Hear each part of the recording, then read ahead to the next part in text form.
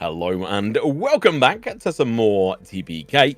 Today we have the 41st episode of the TPK D&D campaign. As usual, we'll start it off going around introducing ourselves. So, if the first person next to me, I'm not going to say your name, if you could introduce yourself.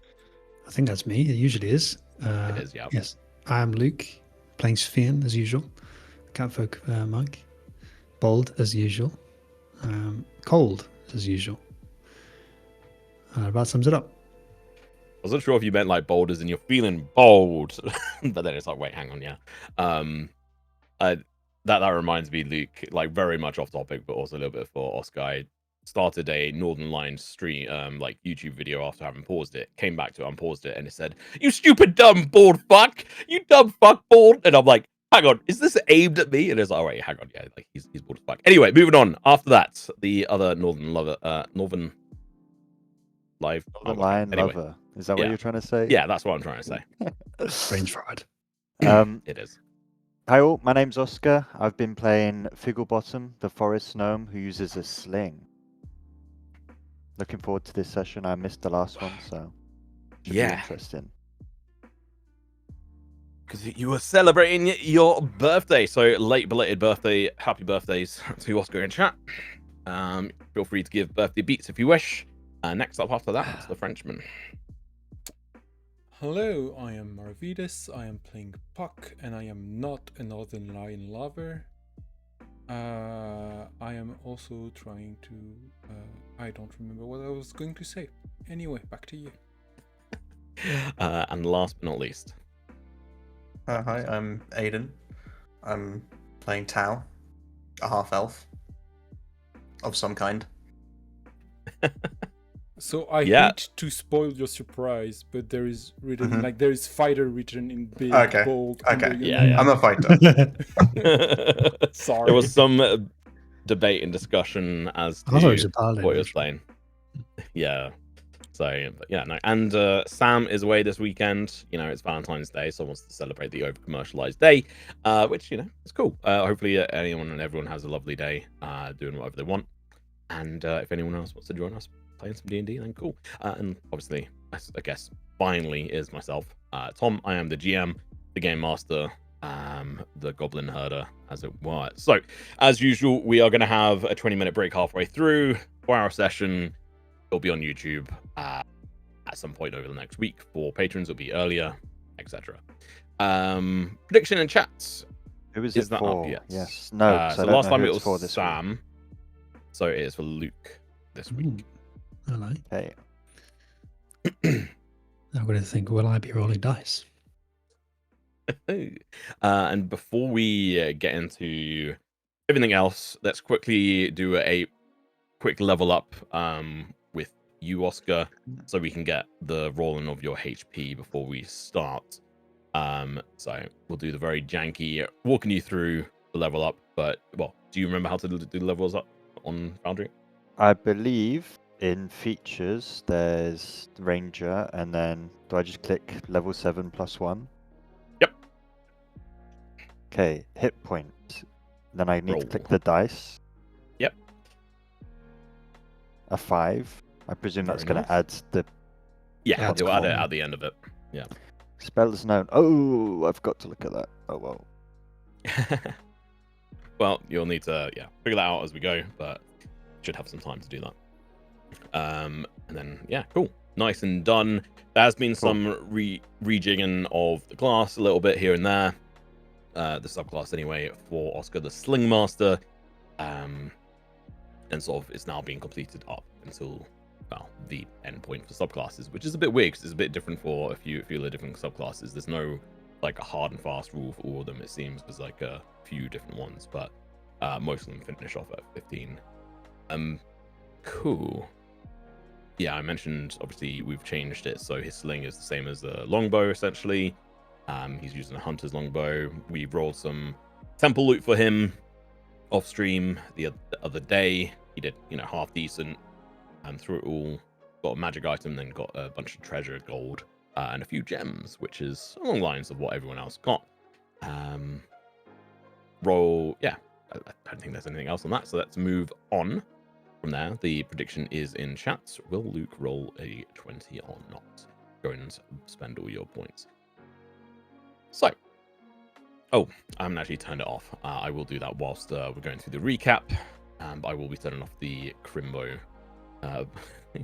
Crimspiration, as it were, as that is definitely expired. But let's jump into the recap. It's going to be Aiden and Luke walking us through that. So go ahead.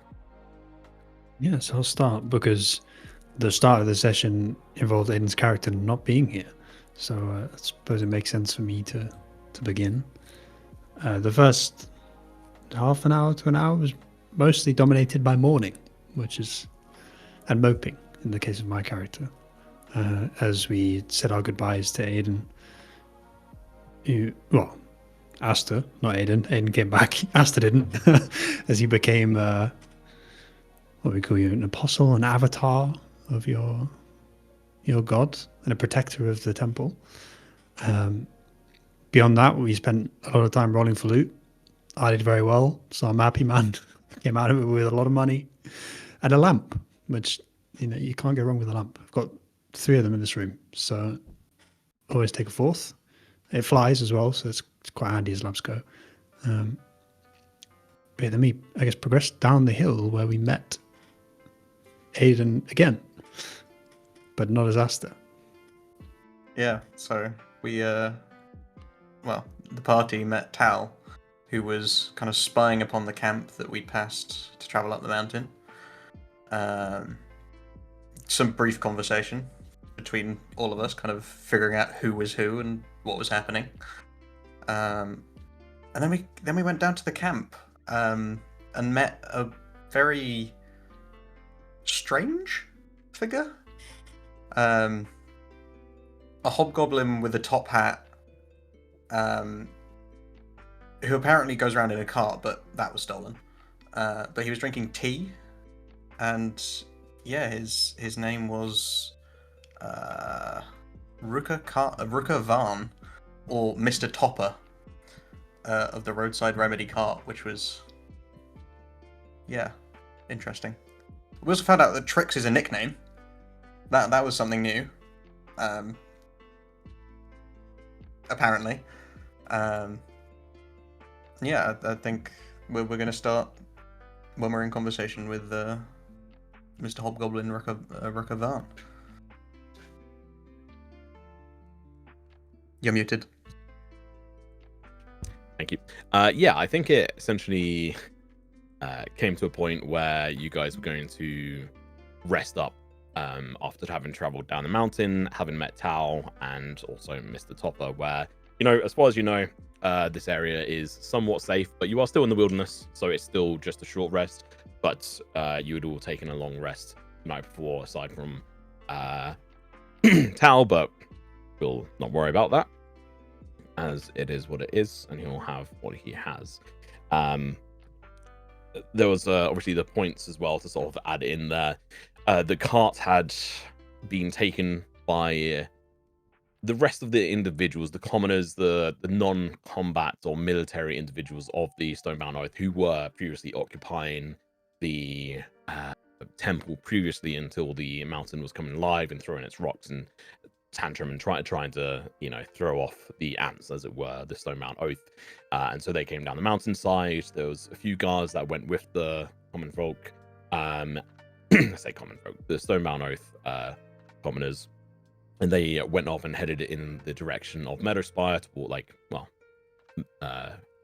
Brookside first, and also stole the cart from Mr. Topper, an individual that they were seemingly holding hostage and had stolen potions from. He'd done sort of told Sufi what his potions were that he'd found on the body of Horuk.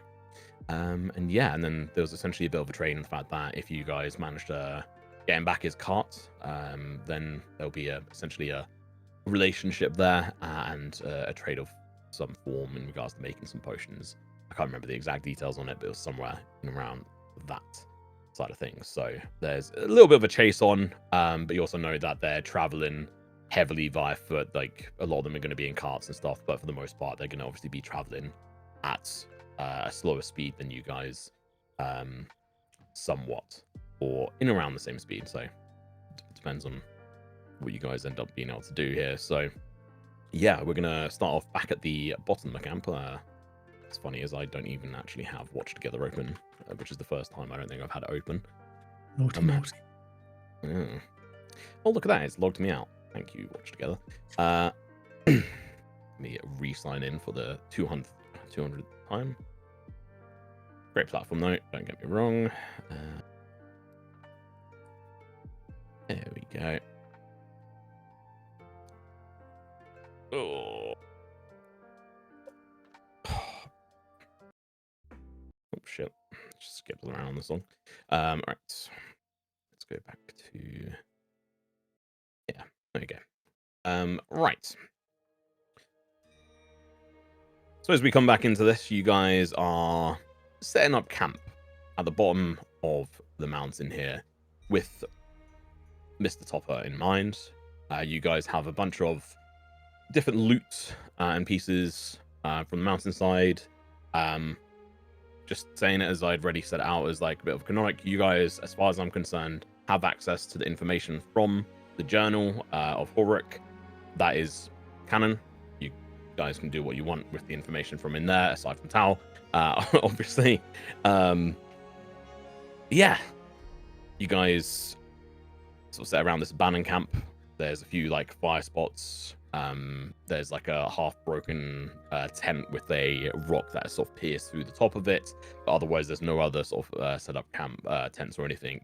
So I don't know if you want to go and get your mules and your cart first. But if you want to, I'd say you can do that and then essentially come straight back.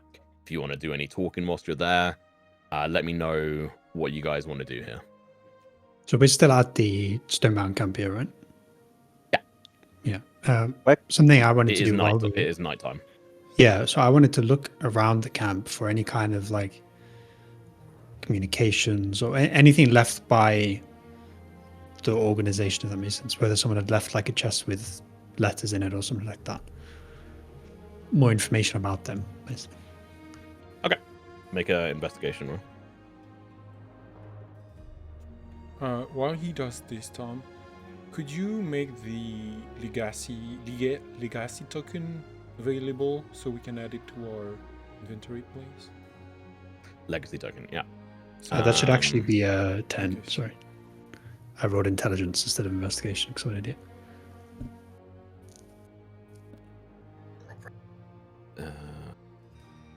There we go. Yeah, you should be able to find it now. Yeah, I'll need to add it into the compendium as well later on, but yeah, should be fine. Why is it a +3 again? I wrote intelligence instead of investigation. Yeah. Cool, yeah, so 10 total.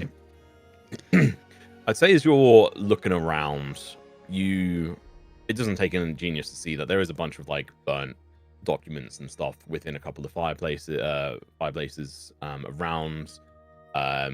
You can see very little detail on some of the pieces of paper that you pull out that are sort of ashened and mostly sort of burnt to a crisp. And so it's only mainly like the headers or the very bottom, which you can see like the markings of the Stone Mountain Oath on. And obviously these were some form of documents. As to what their importance are, who knows? Perhaps with your background and knowledge as well, you know that, hey, maybe they had some fairly sensitive details and information, and rather than travel across through the open after they've either burnt them all or like transferred them in some other form, but it seems like they have burnt a bunch of information, which is a thing they seem to love to do. Nothing of use, unfortunately.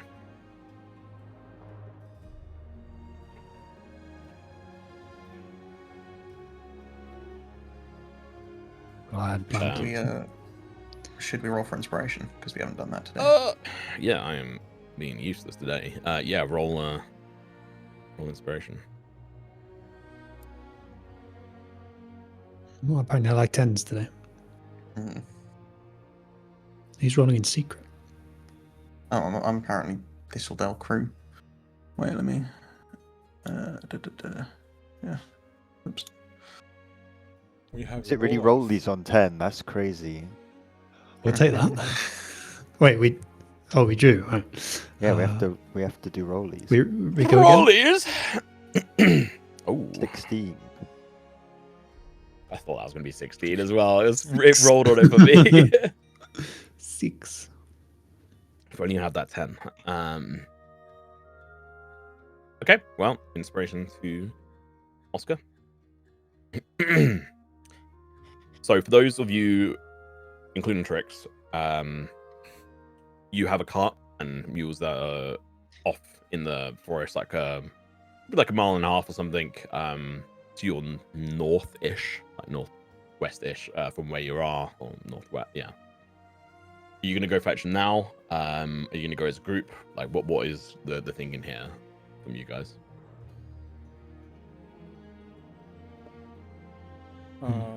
I think Puck is in a very pensive mood, so he's kind of finding the occasion to be alone by fetching the car. Okay. I'm Puck disappears off. So, yeah. Puck, you can disappear off and take your time in essentially fetching the mule and stuff. And you find it perfectly fine, retracing your steps. It's the mules are there. They're happy to see you somewhat. They've grazed the ground around them to absolute hell. They've eaten all the stash they had access to. And yeah, you have access now to that cart.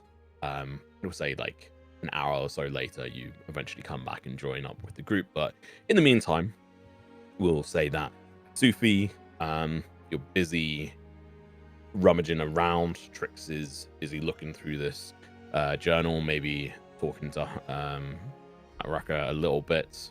And then we have obviously Tal and Figgle, who has not been a massive amount of conversation between you guys so far for some strange reason. But is there anything that you guys might talk about in this moment? Anything that Figgle may want to know, or vice versa? Before we get to that, where can I find the? Could you remind me? How do I find like the quest journal, like the quest log we have? So there's an open book icon on the right hand side. Yeah. If you click that, and then at the very bottom it says quest log. No, it doesn't. So it's actually on the left. Click the bookmark on the left called journal notes, and then there's the fourth button down. Quest tracker and quest log. Yeah. Quest log is on the right side as well. It's just at the very bottom. It's like not connected to any of the other things. Yeah. Oh, literally all the way at the bottom. Yeah. Wait, yeah. There's nothing there for me either. Yeah. Oh. Wait, what? my mind blown. So well hidden. I was like, well, it's not at the bottom of this list. And then I went through the massive grey box. Well, I mean, it's also them trying to work within limited space for where to place your own stuff where it's relevant. There is a thing in CSS called the flex box, and you can always have the button under the latest entry. So how do we tick off things in the box? Because we've done. You can't. I can't know. So, well, technically Brookside isn't what you've done, but you have done these. So I will tick them off for you now. Let me look at the hidden ones on here as well. Quite. Essentially, we have to find Maylin in Brookside to get the payment. That's the next. No, this was given to us by Torrent Blackwood. This was given to us by the guards. He's talking about the route to the ring. Yeah, so you guys were. You guys were given a name on who to go see from Mr. Doral. He was like, "Yep, go fetch a payment from X person who holds the cash in Brookside." Or who should? I think it was actually more who should receive the payment from Maylin in that time. So hopefully you guys have got that written down. Brookside is the red dot, isn't it, on the map? I will reveal that icon to you guys as well because I thought I had. I will do that in a moment.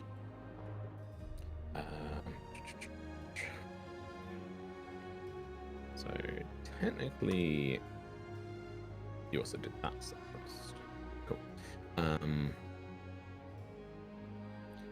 So you're asking about this. Let me do that. There you go. Can you now do we need to Brookside on for the map? for the Stone Falls payment? Do we need to go back to Sea Haven or to Brookside? All Brookside, roads so... lead to Brookside, my friend. So both of them go to Brookside. Okay. It's in Brookside. Where do we go next? Yeah, so I mean, ideally, I mean, to Stonehaven. So Torlin Blackwater, the deputy commander, had said to you that he would meet you there, like if and when he can, and so ideally he'll be there. You have to wait and see. It has been like a couple of weeks now since you left Sea Haven, so you imagine that they're now able to like travel across the water and what have you. So we will have to wait and see until we get to Brookside and what's there. Has anyone asked how what they're doing at? Yeah. So the short of it, I think, and you correct me, Aiden, but so in character, so you can know. The Tal is looking for his sister, I believe, who has problems with the stone-bound oath. So we kind of made an alliance of convenience, because we are also trying to dismantle what's left of the oath as kind of a tribute and vengeance after Aster's demise, basically. Okay, but Tal, does Tal have a goal of where to go, or are you just following Stone Oath breadcrumbs, trying to get rid of them all? Yeah. In, so a rage. This was another dead end. Right. Okay. Yeah. Basically, I think I'm trying to remember what I said. Yeah. You said you were tracking Stonebounds, I think. Yeah. Yeah. So I was tracking different Stonebound Oath related stuff. Kind of anything that involved ruins. Because they'd hired someone, people within the guild that I'm part of, including my sister, and gone off and disappeared. And I'm just trying to find out where that temple was, or where that ruin was. And in the book that your character currently has not got access to, I think we learned that there's a second temple much further north. That not a temple, just ruins, I think. Yeah, it was giant ruin, I think, right? Yeah, giant ruins. Remember? Yeah. Although we are now heading. And it was specifically ruins, not temple. But yeah. Yeah. Sorry. Yeah. Yeah. Sorry, but. No. I made a quick summary of the book, Oscar. If you scroll up a bit in our private chat, I think, in our SOT chat, I think I made a small excerpt. So. Did you also put it in the notes, didn't you? Yeah, in the last, in today's notes, because it should be relevant for today. But yeah. Cool.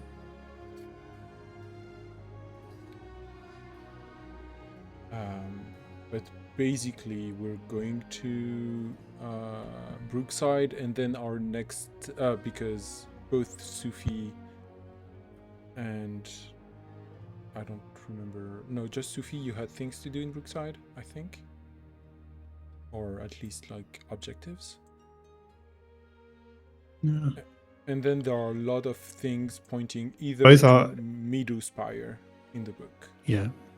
But both of the quests we have also end in Brookside base. That's where we got our payments. Yeah. I don't think I necessarily have something I want to do. Okay, sorry, misunderstood then. Well, I mean, I want to get the money from the. Too. But the other thing was. I mean, no one knows about that. That's the secret. Well, actually, the person that does know about it is on it. So. Okay. Yeah, so the party decided basically to go to Brookside to get the payment and then kind of decide on next steps, I guess, because it's either Meadowspire or going to the ruins to the north, and we were more I think, going towards Meadowspire, but it was not a set in stone thing. If you pardon the pun. Yeah, and obviously for in particular Tao and Sufi, you guys would have traveled through Brookside, and Tao probably having a bit better knowledge about Brookside than anyone else here. And like Puck would know of like Brookside as a place, like it's a port that is shipped to quite often from town, but it's one that is now undergoing essentially almost like a transformation to a town, which is like a very bureaucratic and political sort of process where they now have to have an implementation of an appointed council, essentially via the official county council over in Riverhaven, or country council as it were. Like technically the counties are just countries, I just decided on the name of the counties. And so a lot of places tend to try and avoid that.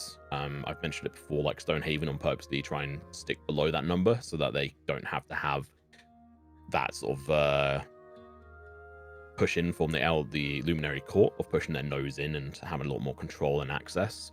Whereas like if they stay at like a large village, then they can have a little bit more control and separation from the body of the Empire, which is what, some people like.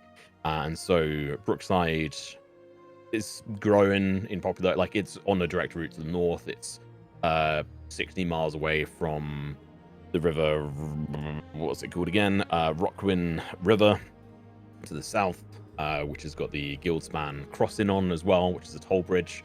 So Sufi and Tao, you both guys of you would know that as well. Down here. But otherwise, yeah, Brookside, like there is like a rough edge and sides of it as well. I don't know how much time you would have spent there, Sufi. Bit of a question.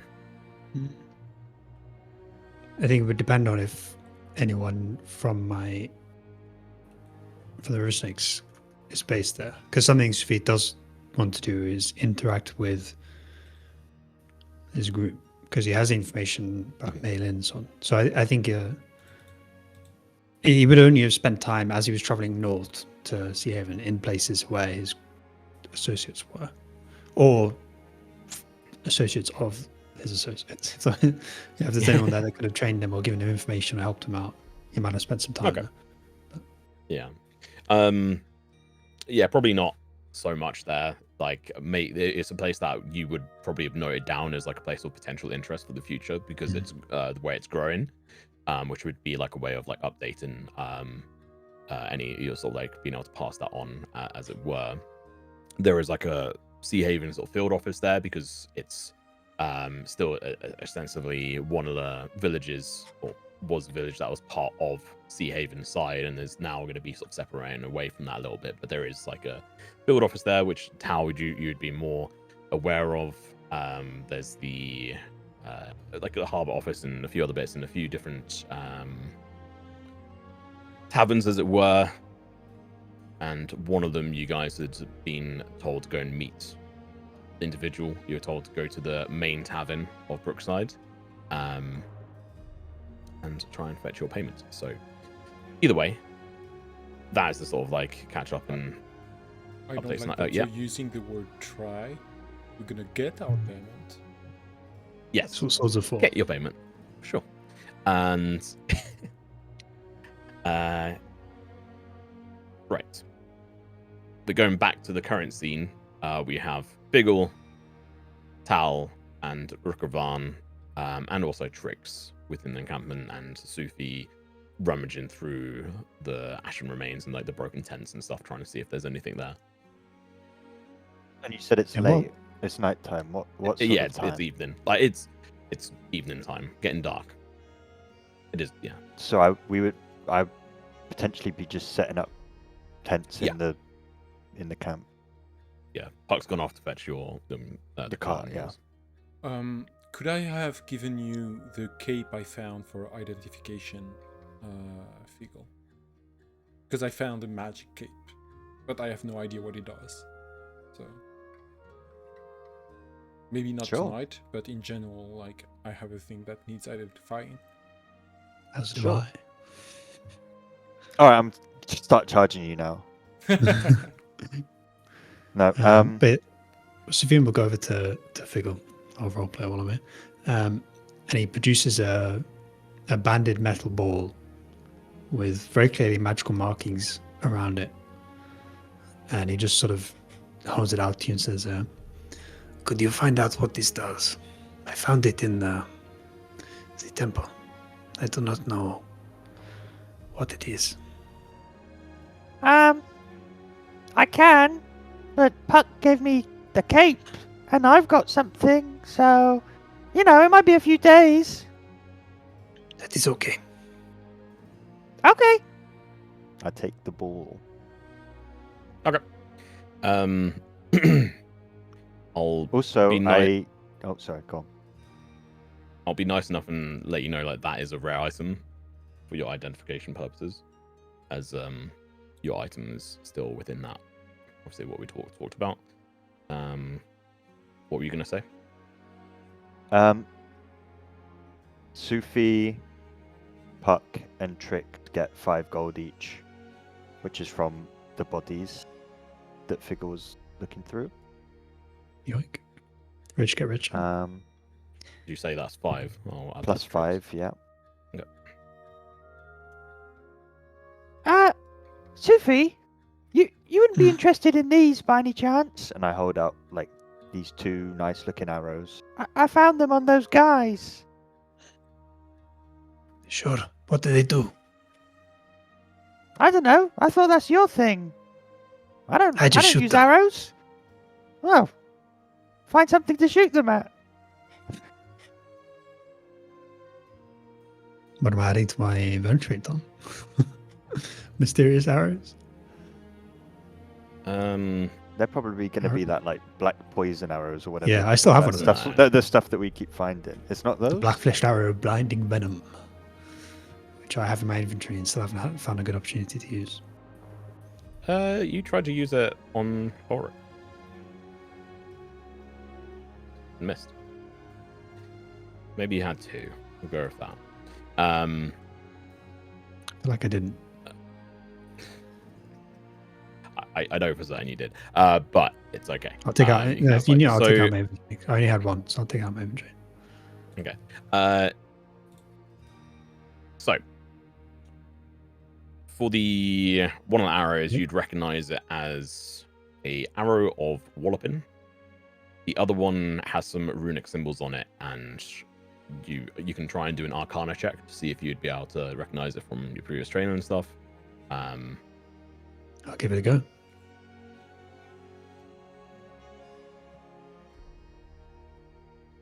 That's my third 6.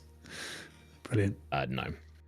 Like, you can tell it's obviously got some level of enchantment on it. What it does exactly is unsure. I'll add the walloping thing to your... Oh, I think I already added it. Okay. This ammunition packs a wallop. Could you by now must save on a DC 10 strength? We're not burn. What weapons have I seen Sufi and Trix use? Trix uses a rapier. Right, yes, of course. If he uses a longsword. Longsword, yeah. Okay. Trix has a fancy looking rapier that she took off one of the bodies. Yeah. What about this as well? And I'd like take a scimitar and show that to Sufi. It looks nice. Does it do anything, or is it It's a sword. He takes it and gives it a 12. How does it Is it feel just in normal? the hands of Sufi? Yeah. Is it just a normal sword? Yeah, it has magical markings on it. Is he going to start talking to me if I tune to it? Please, not again. Can I? The markings, is it in a language is it in like a vaguely recognizable language? No. Because it's not well, it's the language of magic. It's magical runes that's sort of carved into this, giving it sort of enchanted vibe. You can do a history or Arcana check if you want. The history one is harder. Oh, you should have told me that first. I'm the same in both, so can it be a 60 in Arcana instead? No, it wouldn't. It wouldn't I matter. love my sixes. Yeah. Yeah, you're not sure what it is. You know that, like, you know of obviously different levels of like magical weapons and what have you, but what this does exactly, I mean, it looks like a scimitar. So. Oh, fuck it. You only live once. I'm gonna attune to it for the evening. You can't seem to attune to it. Doesn't seem attunable. But it is magical. Oh, it's just a magical weapon. But yeah. Can I go chop a tree with it? I see Soupy walk off. I go, you owe me. I point to the ball that I gave him. Mango! Figure, I'm gonna chop what a are tree. you going to identify? The cloak is also technically rare. okay. And I have a insight. hat and a fancy sling. Is the sling magical, or is it just look well made? It is. It's a lot of identifiers. Okay, it is. I think this is a transaction, so I will spend the time to identify the ball. Okay. Spend 4 hours to do so. And I will add the item to your sheet, and you can figure out how you want to describe it. Okay. Why can't I see your sheet? There's 21 pieces of loot on me, like just carrying so many random things. How are you not over encumbered, by the way? Because most of them are like £0 because I've just been lazy. Oh yeah, so you're. I probably am overweight a little bit. I have 11 loot, 11 consumables, and 6 weapons on me. Yeah, I used the searchable thing to put the loot in my inventory, so I was like, oh, I am at 125 and I can't move. So I dropped most of it. Yeah, I dropped all the stuff that like wasn't useful or worth anything. Most of my equipment disappeared from my sheet. What? Did you click a button? I think I've put like some kind of filter. I'll fix it. I've fixed it. Did you put like action on or something? No, I typed for some reason in the thing. I'm gonna when I get to the cart, I'm gonna move a couple things there, just letting you know, like the rations and things. Okay. It's gonna take me 4 hours, so you guys can do something, and then I'll find Sufi again and describe it. Yeah. Eden, if your internet is absolute shit in the bed, then perhaps we could just remove camera for now, if it makes it easier. For the time being. Probably will. Just make sure you're able to stay with us on this. Cool, yeah. So, Puck, you're moving around things on the cart whilst you're making your way over. Fair enough. Cool. Good to know. And then, Sufi, you have that scimitar. And then we have Trix, who's busy with Rucker. About an hour goes past. Puck, you return to the campsite. And you see Sufi doing what with the scimitar? Just going through sword forms, like nothing fancy. Does the scimitar actually evoke anything to me?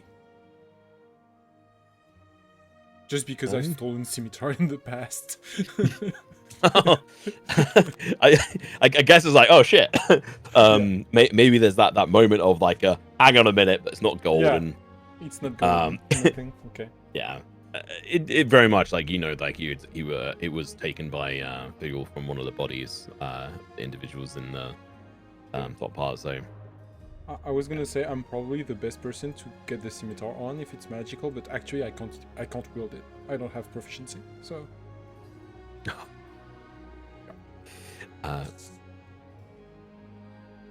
My fundamental question with it, Tom, is it better than a longsword? actually know. Let me look. I mean, if it's a rare scimitar and you are only using like classic resources, it's a scimitar of Witchlight. Otherwise, no, yeah. I mean, I don't know if it has any features. And I also didn't say it's rare. oh, didn't you? Yeah, Okay, just I the thought you cloak. did. I thought you No, did. the ball is the ball that I have Oh, was right. my bad. Yeah. What is your longsword stats? Just a 1d10 +5. No. I'd say it's Does it do fundamentally anything? worse. Might be a scimitar of alertness or something. I think it's just a +1.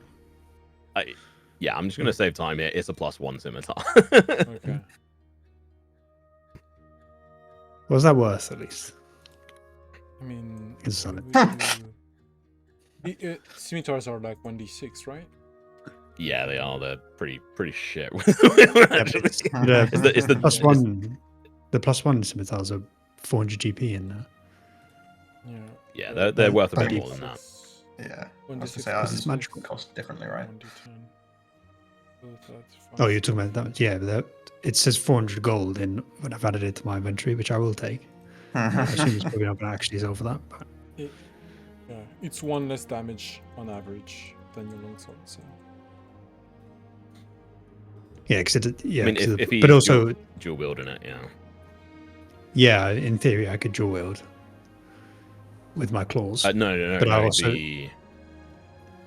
Well, yeah, dual wielding the sword, that is. you could get your longsword in your main hand and the scimitar in your offhand because it's a light weapon. But they both need to be light weapons to do that, don't they? No, I don't No. think so. No, only the one in the Oh. offhand. So Yeah, that would you turn don't it on. get But, then, actual, but I like, also modifiers and stuff to it. yeah, but also my martial arts No, you dice is 1d8. So Right. Oh no, it's still 1d6. So actually, my unarmed strike does the same amount of damage, basically. Well, it's plus no, one it extra. does- So I'd be I yeah, don't think yeah. The +1 obviously adds, but my martial but- arts die is 1d6. also scimitar would do dex damage while your offhand would be strength, right? Or is it a No, finesse because I'm a weapon? Oh yeah, okay. I don't know. I would say it All my would attacks are make no dex. sense for him to use it. I would say it probably Yeah. make no sense for him to use it as his offhand because I was he needs to gonna say. make melee attacks. And I Um, also already get bonus action attacks anyway that do the same amount. Like the only difference is that they don't get the +1. But also, as a Kensei monk, I have a feature that lets me add to. I can turn my weapons, including my arm strike, into a plus weapon, but you can't use it on a weapon that already has a plus. You can only do it on non-magical items. Anyway, So it's you're actually like 400 gold even rich. worse. uh, I'll take but hey, that. maybe that could be a party item. If you're not able to use it, then it can go towards party goals. Yeah, That- actually, however much gold. it being a finesse weapon and a magical weapon could be good for tricks, depending on how good the rapier is. Mhm. So, we'll see.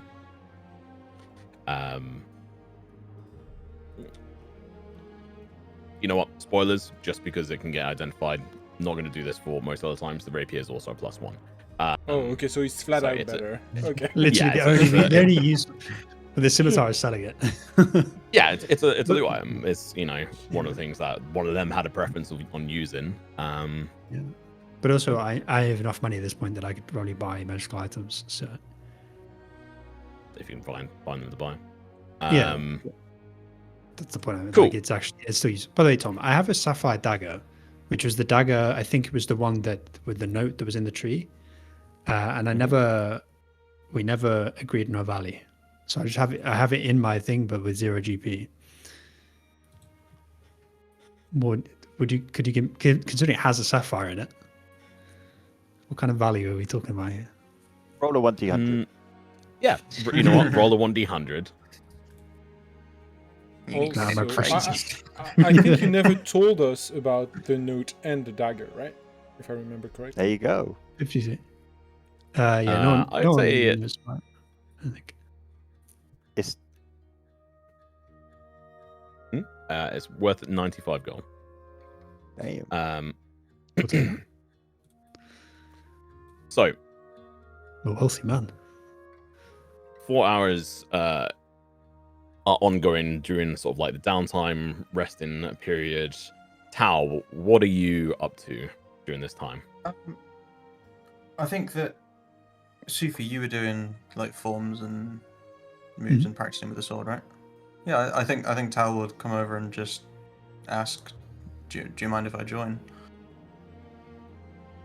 On doing that, upon you asking him without even responding, he starts like posturing as if to spar with you. Okay, yeah. Yeah, he pulls out his sword and gets ready. We can dance under the moonlight. Surprisingly romantic. On Valentine's Day, too. Yeah. Very nice. Yeah, you can, and it's definitely very, very good form Tower as well. Seems like he's very well executed on a lot of their moves that they are doing, as it were, with the great sword, which I don't know if we'd said, Figgle, but yeah, he's got a great sword. Oh yeah, it's in his image. Big ass great sword, and not plate armor. What was it? Breastplate. Breastplate. That's what you've got. Yeah. Means Cool. no All right. Disadvantage. Right. Yeah, that is one of the few ones that one of the ones that doesn't. Figgle, you identify the item. What are you two doing? Is this like a macho fight? It's a mating ritual. I've read about it. Who's winning? It's always good to practice. Nobody wins.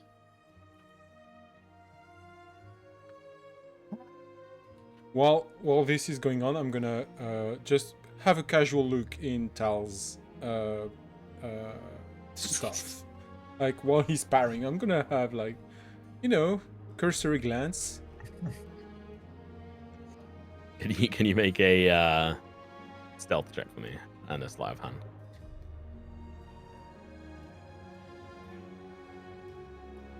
Do I get advantage because he's thoroughly distracted? I mean, you still add 11 to it. Yeah. Yeah, but can't knock the hustle.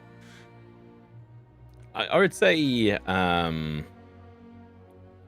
no, with how like this situation is. Like, although I'll take it into mind on it, but that's high modifier discrimination. It's gonna roll better, isn't it? Only rolled a 9. Oh no! I mean, I'm gonna use a psionic energy die on that fucking stealth check. Can you? Yes. Wait. If it's failed, yes. We didn't say it failed. You say you failed. I would just take that back. Because I don't think your passive perception is that high. Is it, Tal? No. Yeah. He's not Asta. You need like I don't think 20 wisdom, right? He's not very wisdomous. As I had 18. Was it 17 or 18 perception? Yeah. You had you had perception less 17, than yeah. me, so you had Perception 17. 17, yeah. Yeah. Yeah, you can pilfer around in his sack, as it were. Figure out how I word that correctly. What might Puck find in one of your bags there, Tal? Honestly, it's a lot of like just survival gear, like rope, rations, water skin, whatever. But you do find some kind of ink set and like a tube, like a leather tube that, I mean, I don't know if you open it or not. Probably depends on how far away you put your stuff, but I would believe with strangers around, you would not like be super far away from your stuff. So I don't think I will go around opening things that might get me caught. Okay. Yeah, so unless the tube, like something that would contain a map or something, or parchment, I guess. Yeah, something visually like that, yeah. Yeah, and that's like a few books. That's about it, I think.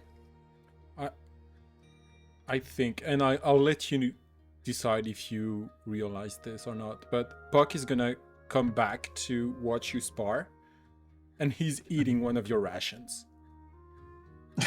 So if your rations are easily identifiable, you're like, wait, what? But if they're not, I'll let you decide, whatever. Yeah. I mean, I just think there's some normal, like, hardtack rations, right? So Puck is like... I figured out what that... Oh, Yeah. sorry. No. I'm just sad. I don't know, actually. You're sat on the fence watching the sparring. Yeah. Eating my food. Eating your food. Yeah, exactly. As the Mark 1 ration's gone. I figured out what the bull I'm does. not Asta, but yes. When you're ready. Shit, sorry. I shout as well. As he like, says sparring. that, I will like. I'm gonna try. When I hear Figo say that, I'm gonna try and like execute a finishing move and end the thing. I don't know how we're gonna play this. Just do a roll these. I'm going to try and win. Even though it's Okay, not if you guys want to do He's trying to be all alpha. Okay, on top. we'll say if you could both roll initiative check on this front, so just the dexterity check for me. Mm-hmm. Do I? Does my sword give me advantage on this? Because it gives me advantage on initiative rolls. Yeah. Is this? Yeah, technically. I said it was an initiative roll, so Yeah. I'll give it to you. And if he beats me, do I get a roll again because of my token? Technically, yeah. If you want to use up the token, which you then want to get back. I get it. I get it back in the morning because I get it after a short or long rest. So. Oh, it's a short or long rest. Okay. Nice. Yeah. I just tried to roll initiative and it said no. Oh, yeah, I can't. I'll just. Yeah, I'll so just you roll need a to normal. I dex said check, just do a dex. You just do a Just dex pretend, roll. yeah. Oh, hovered on a. Ooh. Yeah, I'm gonna use the token for the evening. It's nice not to have 0 on initiative, you know. So just get a roll again. How? Oh. Hey. Yes. Oh. Cool. Then I'd say within this sparring side, we're just gonna do one quick bout of this. So I'd say, yeah, fuck it. Do pull out your weapons and do an attack roll on them. We're not doing damage. I think what he actually does that is his attempt to finish it is instead of using the sword, he feints with the sword and drops it and goes for an unarmed strike instead. Attempts to basically push him over. Well, actually, he's going to try and trip him. So he's going to hit he's going to reach forward and pull on the back of the leg that he's got the most weight on. Okay. Well, that would be a Oh, fucking hell. contested roll. I'm just going to hit it basically to knock him off balance. Okay. Yeah, I mean, you definitely 26. definitely hit on with the 26 total. So I'd say Tal, make your attack, but with disadvantage. Sure.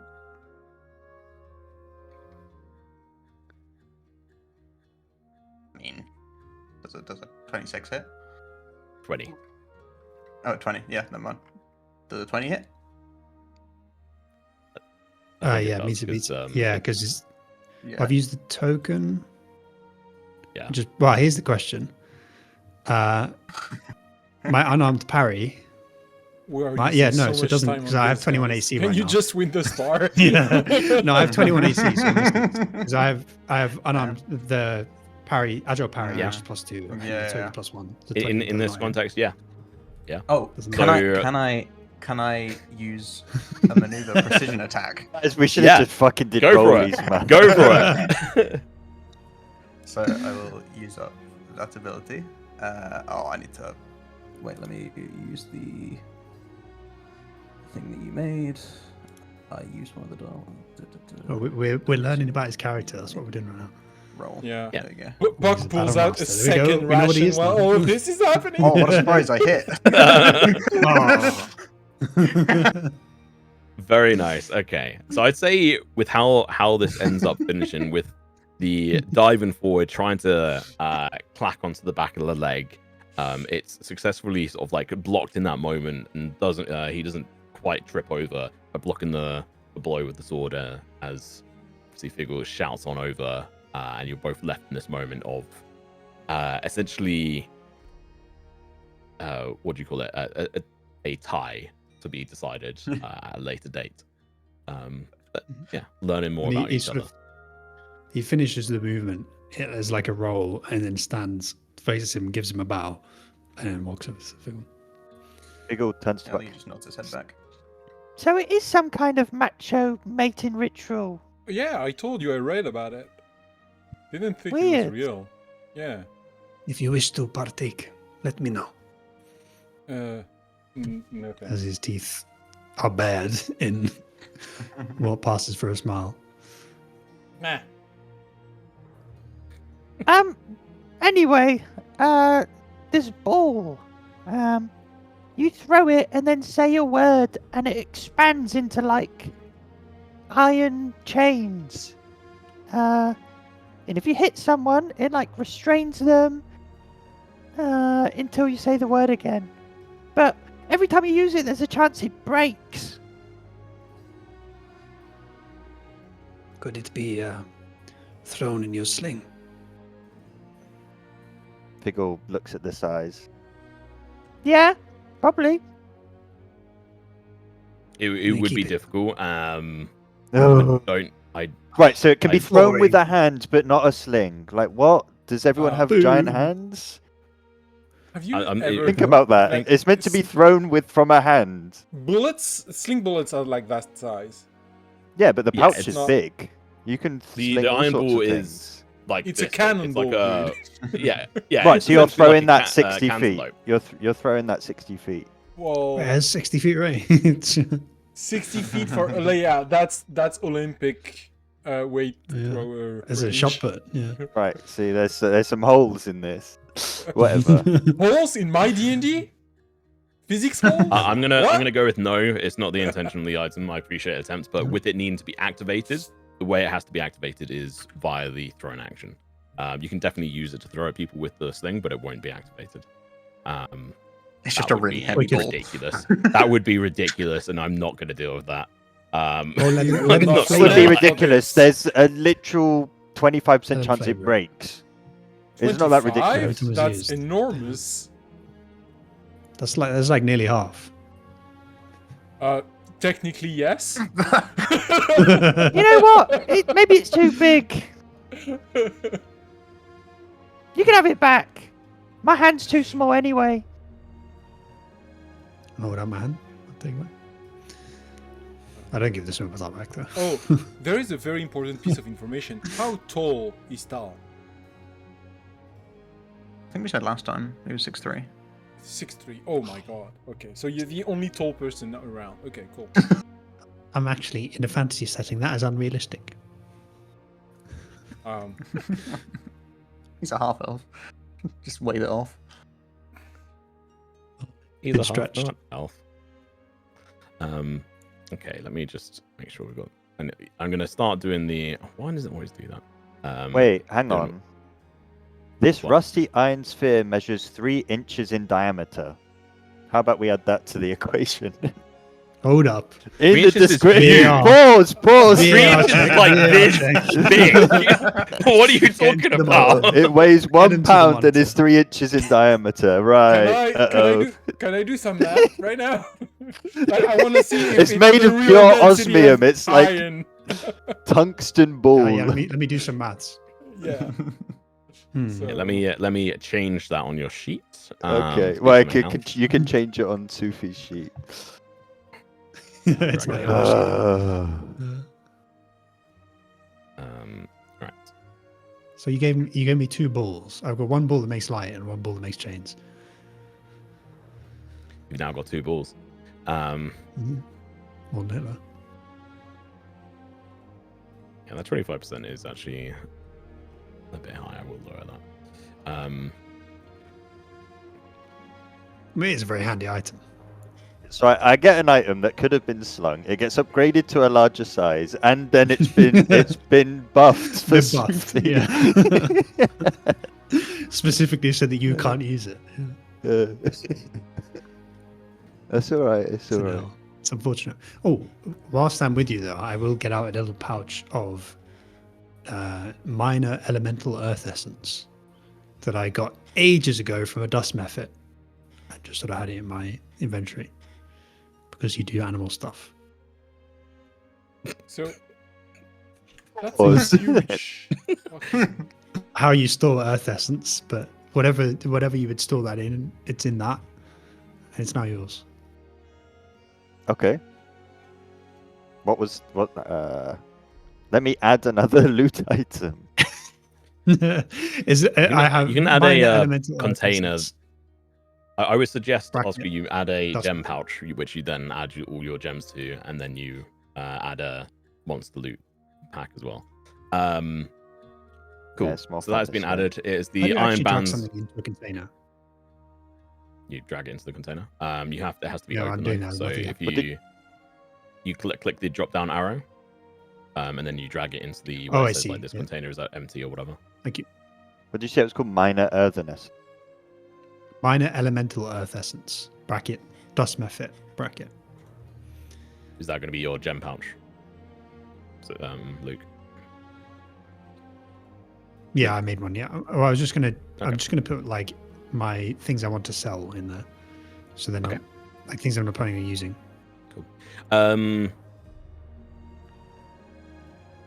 Mara, you also have, well, I guess Puck.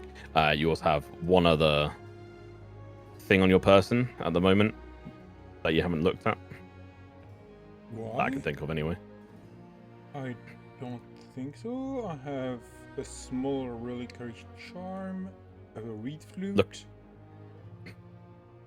Look in your favorited items and attributes. Oh yeah, the package to the Warden of Silence. Yeah. Yeah. I know. Yeah. Cool. It is addressed to Master Overguard. I know. I there any more? haven't opened it on purpose because it felt kind of like Puck is debating opening it, but so far he's resisting the temptation.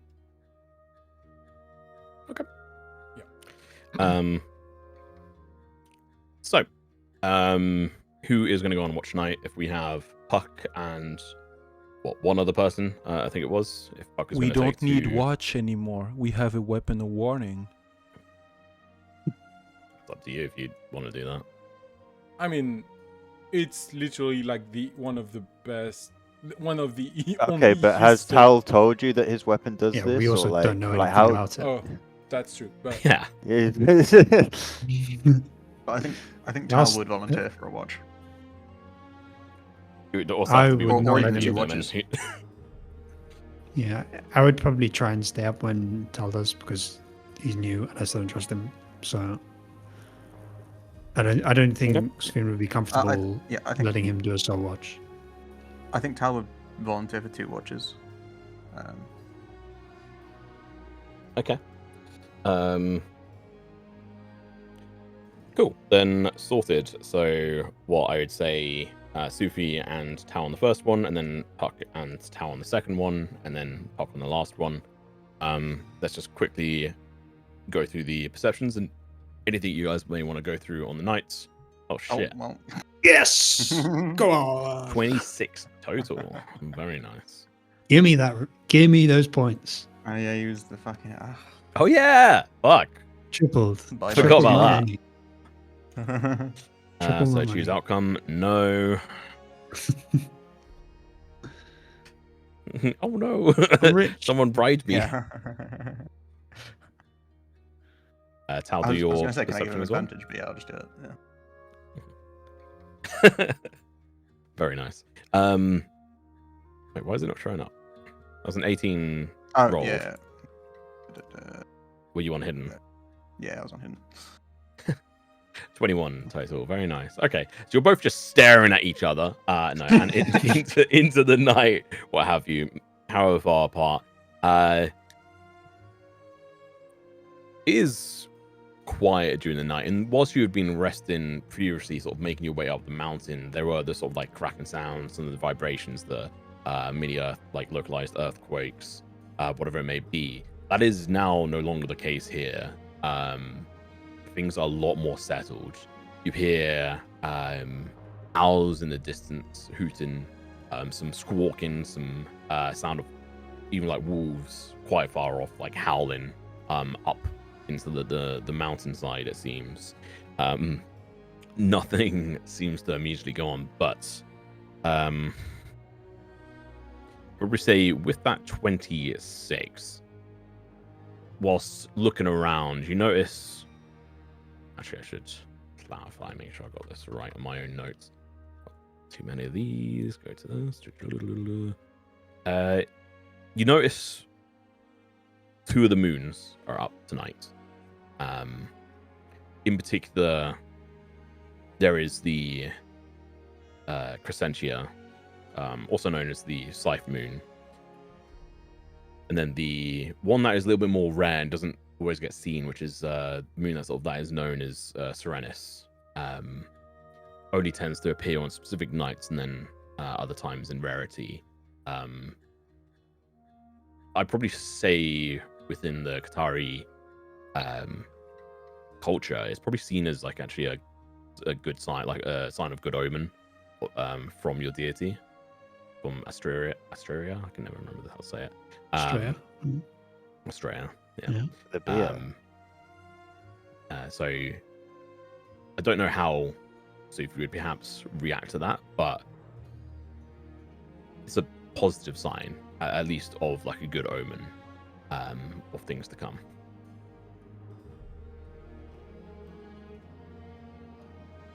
I think that like for a little bit, he's just like, although obviously he's up and kind of suspicious of Tao. I think as they go into that, not suspicious, but doesn't really trust him. But as they go into the night, he like drifts from being alert and on watch to just staring at the sky for a bit, and just sort of lays back and just looks up. But there's no like nothing beyond that. Yeah, and like as the night goes on, like it's a lot harder for you to make out stuff in the distance. So it gets to the point where it's like, well, I'm, a bit useless at this point. Disappearing off to go get Puck or anything. Puck, you're brought apart. And then, yeah, can you both roll me perception checks again? And is there anything in particular that you guys would want to talk about or do during the night? On the first night of you guys watching together. By the way, I don't know how you rule trance, but Puck is trancing, so I think I have trance. So wait, no, I don't. Sorry, I've completely brain fart. Wrong character. Sorry.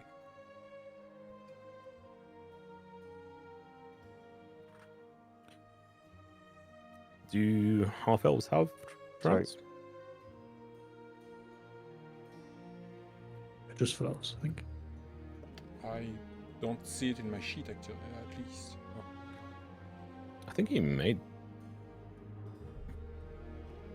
Oh, maybe you don't. I thought you did for some reason. I think we kind of. We've been playing it as they do. Yeah, because I remember saying I trance. Yeah, we have been, which yeah, you apparently don't. Yeah, I was taking mechanical advantage of something that was not there. Sorry. All good. Doesn't matter. Yeah, no, you don't. Which then? Okay. So, Puck, would you still take 2 watches, or would you take 1? But I was not even on watch. It's Sufi and Tal. Oh well, Tao's gonna take 2 watches, but it was if you wanted to, watch him watch, with him being a newbie. Oh sure. But with I can take a watch. But I'm not pulling double watch if I can't trance.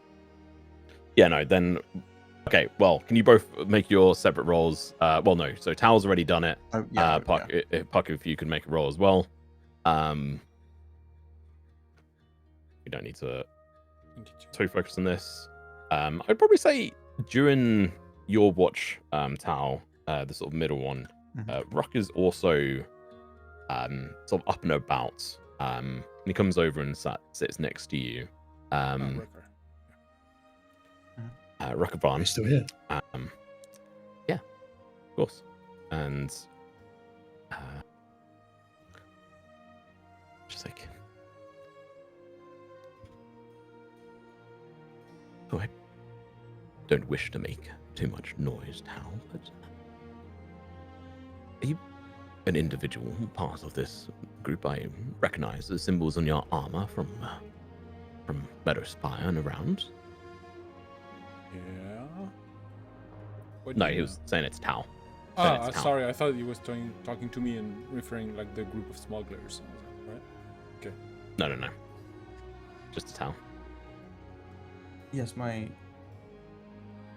family's been part of this guild for a while. I've been stationed in Meadowspire for a few years, but elsewhere also. Oh. It's a good group. From what I know, I've hired them in the past for brief moments, if you will. Honourable, I think. Don't think I've heard too many bad rumors. Stay within the old, and he like rubs his nose under the watchful eye of the luminary court. Always a trouble. Well, if we're heading to Brookside, we'll see what bureaucracy looks like in its true form. Indeed.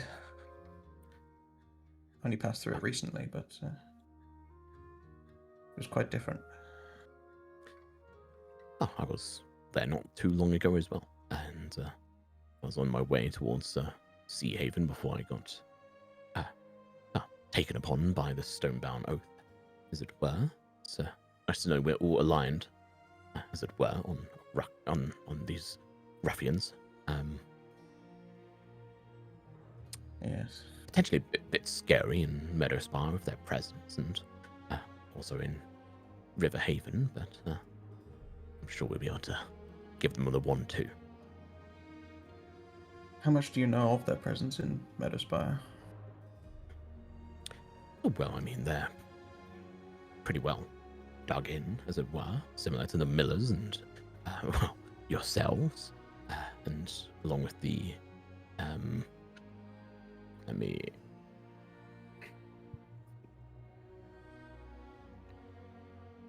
How much does Tal know about the Stonebound Oath presence in Meadowspire? Roll a history check for me. I'd say with advantages, you'd obviously spend a decent chunk of time there.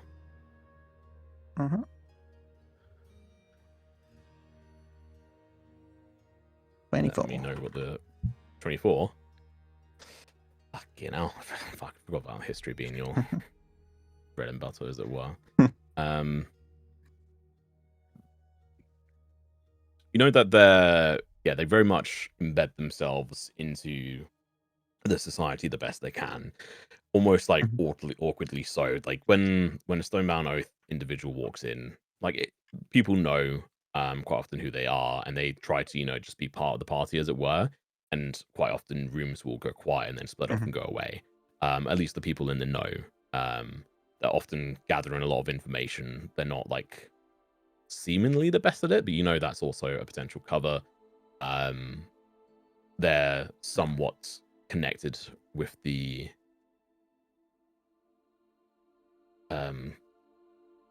town mayor and like the governmental figures as well, and the Golden Quill individuals who are around. And like the Golden Quill aren't that big of a thing within this county, but they are there and thereabouts. And like Meadowspire's got presence of them, and events are like recorded, and of like mentions on how the Stonebound Oath will get away with not having certain events recorded if they so wish. Okay. But like that's more of a rumor than anything else, and that they have gotten in trouble with physically assaulting individuals as well when they've seen people potentially who have like stolen or maybe mistakenly taken something that was theirs. Like they can react quite violently. towards it. Okay. Yeah, so it's like they're a little bit of like an oddity, especially within Meadowspire.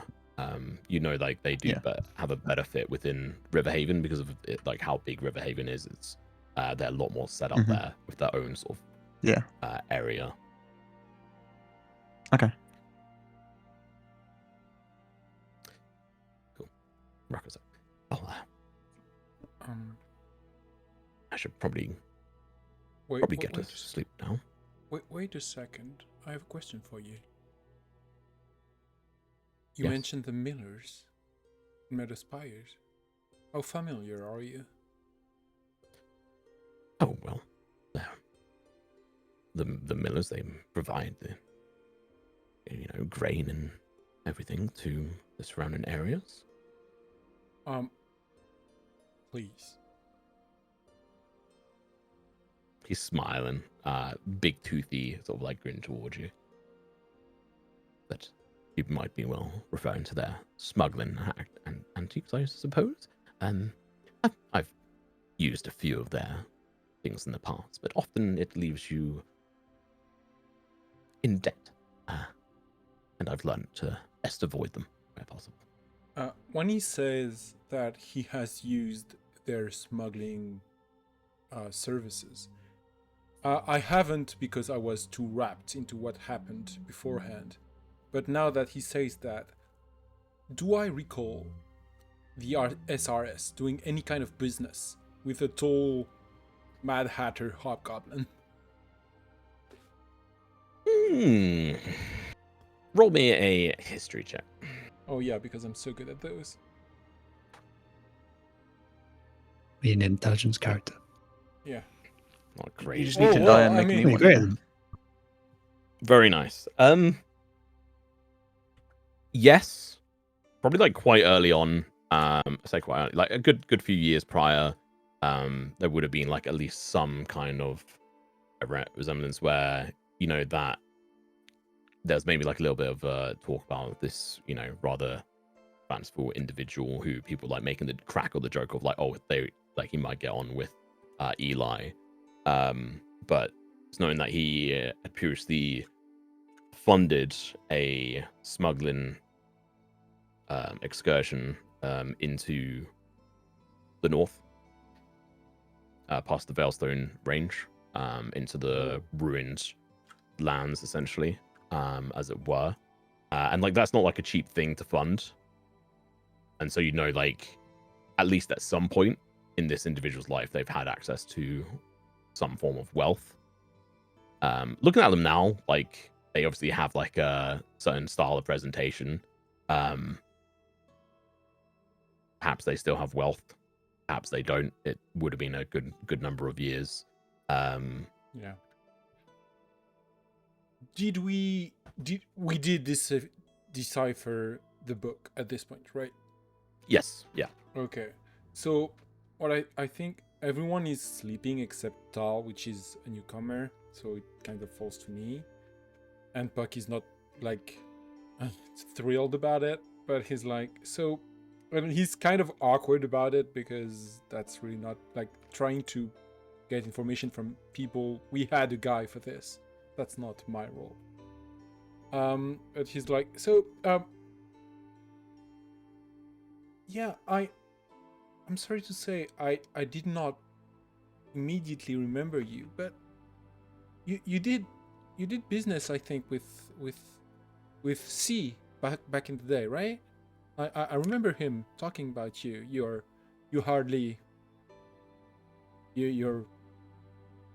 very memorable. But I remember he struggles to try to broach the subject subtly and just gives up and goes, you founded something to the north, right?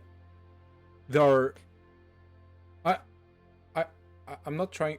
I just need to know, like, have you found like runes in the north? Maybe a temple?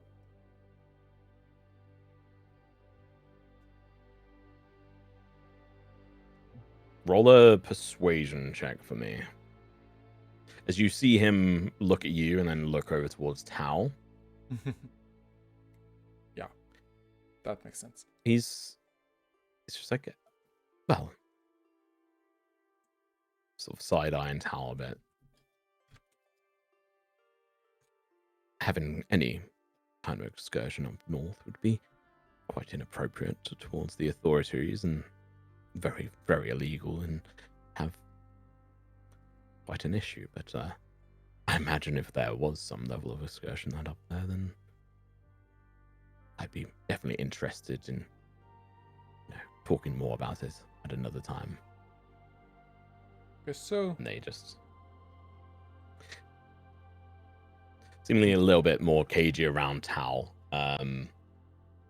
Like you would, and maybe you would approach this like slightly differently, but like you would know like there's a reason why you smuggle going up there is because it is a forbidden area to like travel to and go into. We didn't know.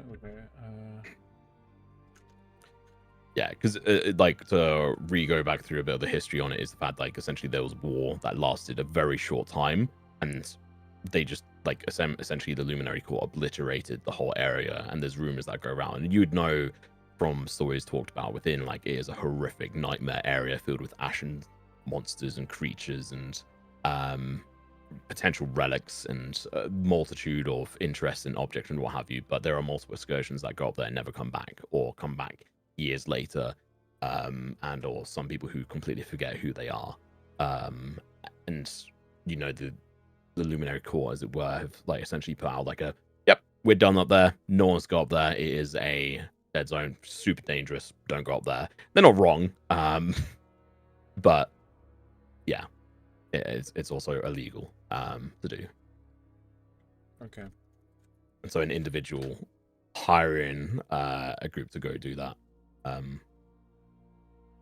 would be seen as bad. It's like one thing, you know, potentially like utilizing the SSR or the millers and stuff for other things than, you know, like smuggling stuff, but yeah. Okay.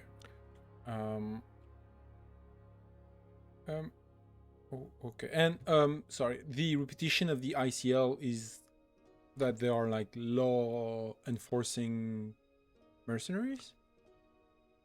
Not so much. Like they're our mercenary group, but you know, they do sometimes do work for the Luminary Courts, but it's more so for like the general populace and stuff. But they are so well embedded, and are somewhat like dealing with the bureaucracy. And I mean, from what you heard on that conversation, like there is obviously like depends on how you want to take it, but how like Rucker had made like a side comment about the Luminary Court to Tal, almost like playing the field a little bit, and you know, Tal's response was like, yeah, what is it you said, Aiden? Always a challenge? Yeah. Or something along those lines? Yeah. So like, yeah, it's not like they're not like paladin level of like saintly and stuff, but they don't do like illegal work. Okay. I think Buck is kind of like, he felt like he had to ask, but he's not very invested in this, so he'll just tell Sufi in the morning, Sufi and Trex, for them to decide if they want to push it, because he can't be bothered. He's just gonna watch the moons. Yeah, and the night sky is very clear and beautiful.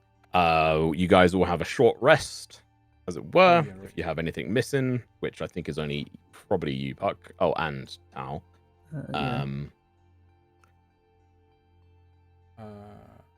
It's a short rest?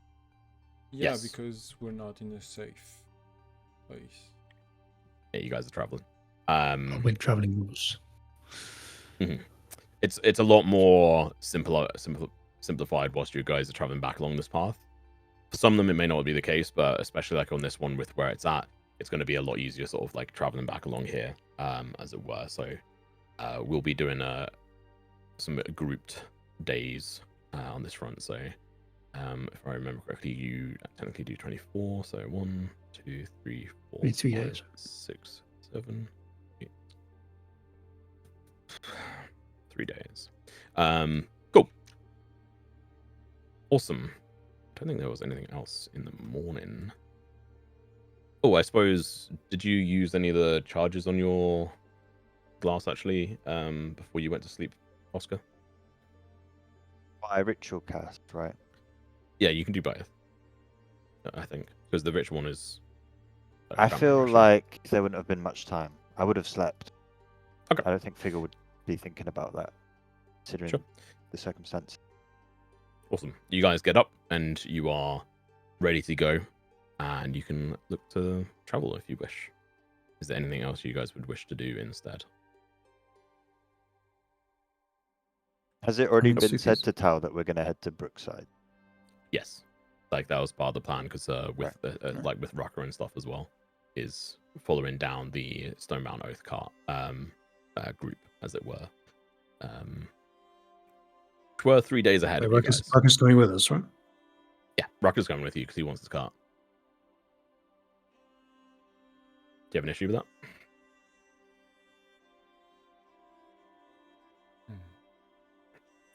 that?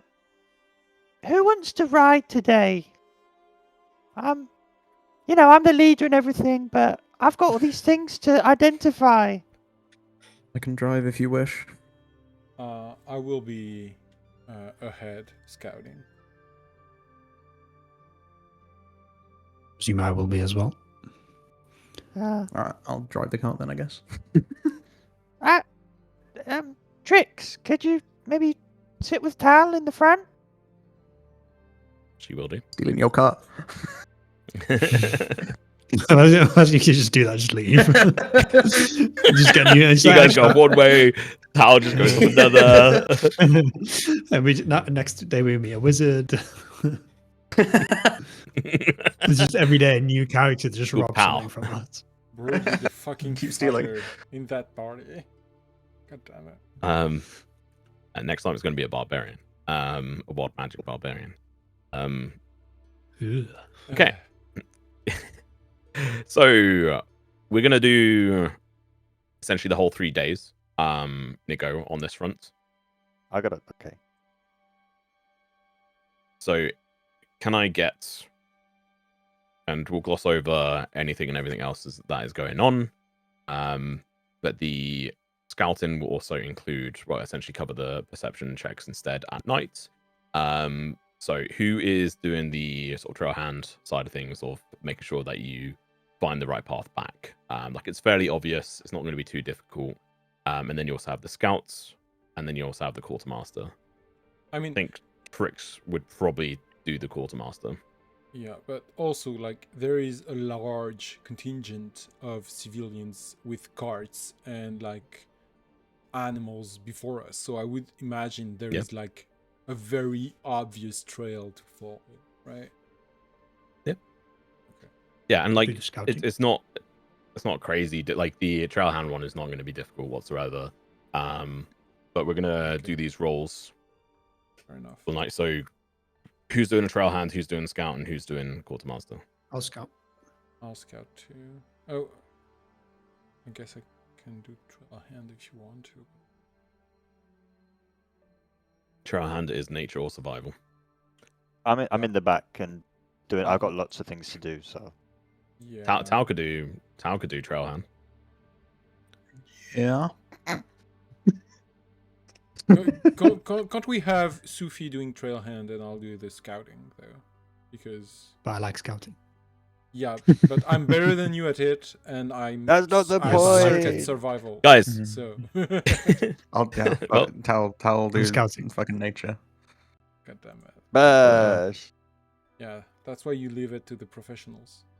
Oh my god. Gonna roll a 3. It's actually worked as well. That's pissed me off. Also alright. Yeah.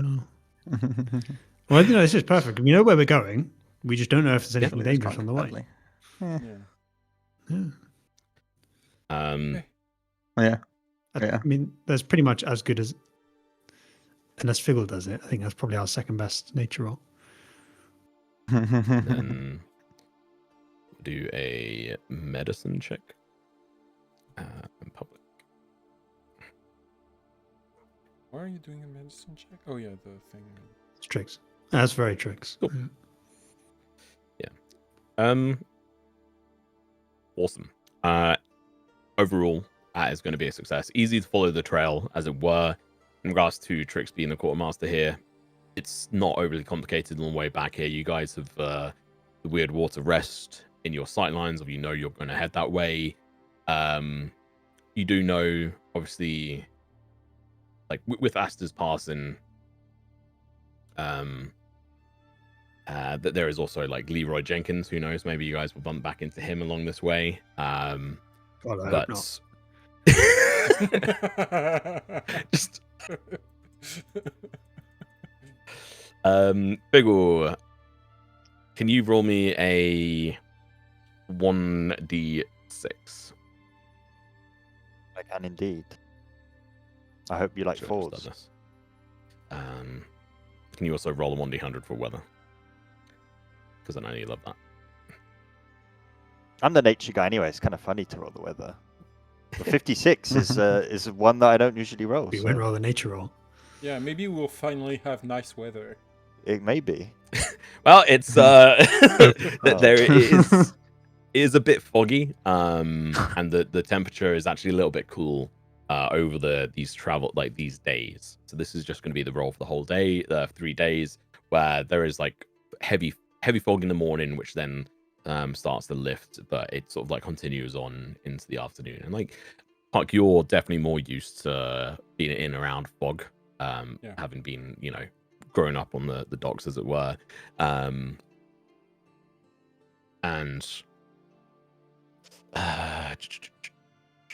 figure, is there anything you're doing on the cart during these days? Oh yeah, there's many things. Was this roll for all 3 Anything days or the first day? 3 days. All 3 days. Okay. On the first day, as we start moving, Figgle take stock of what's the contents of the cart from the back, right? Mm-hmm. Like for example, is there a healing potion back here? Because it says quantity 0, but it's in there. No, there isn't. There isn't. Okay, so let's delete that.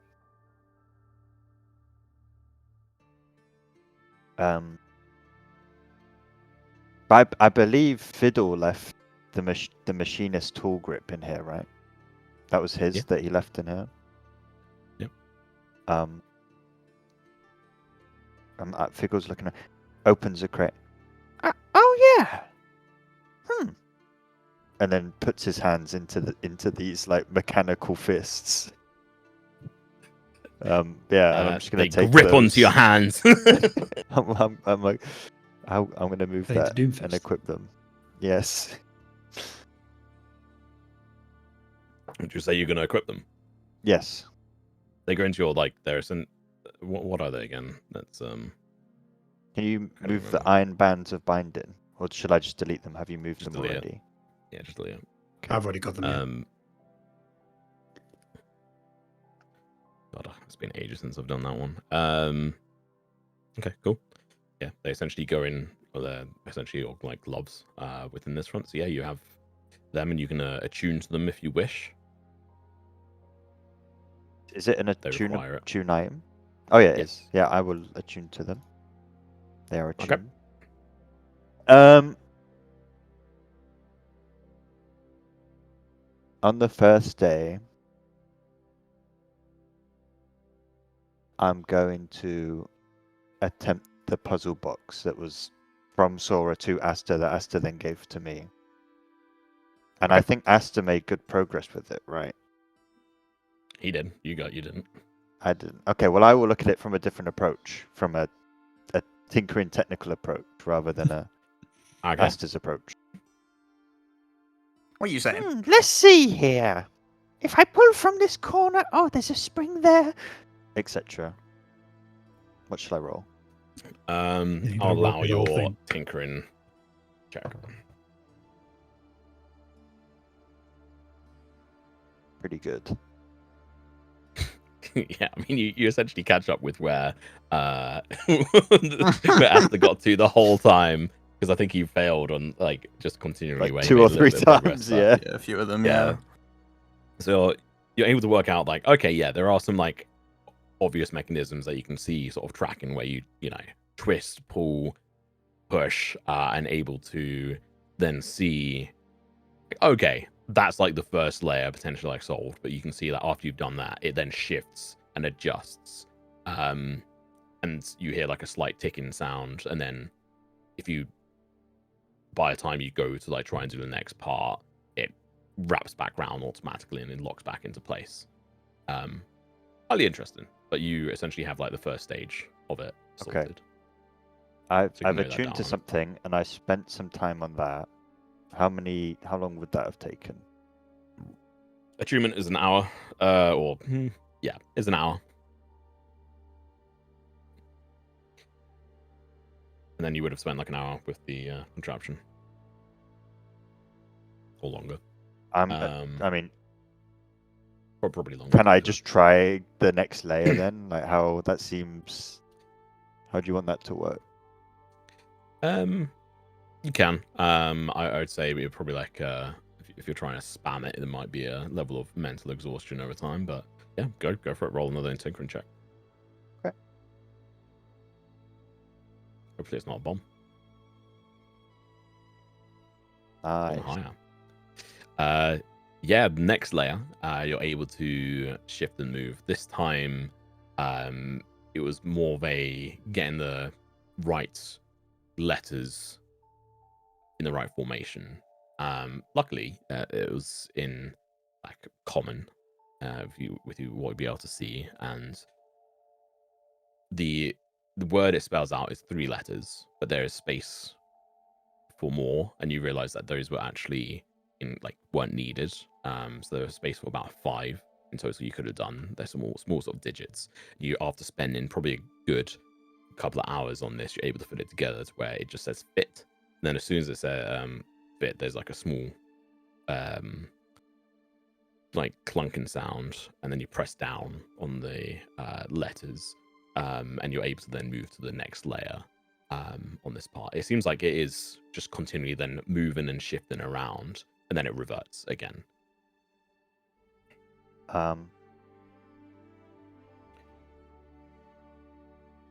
Let me... This is to see if I carry on or not. Okay, I won't carry on.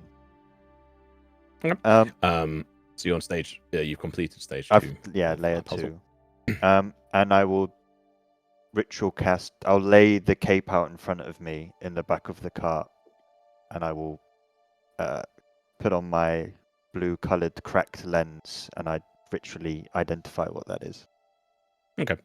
Yeah, that would be something you'd need to do like during the evening or something, for like the ritually sort of casting it, which is fine, okay. like during one of these days. Sure. So yeah, you're able to spend 4 hours and do that, and you figure out that it is this. I won't say what it is out loud. I have passed it on to your sheet. Right.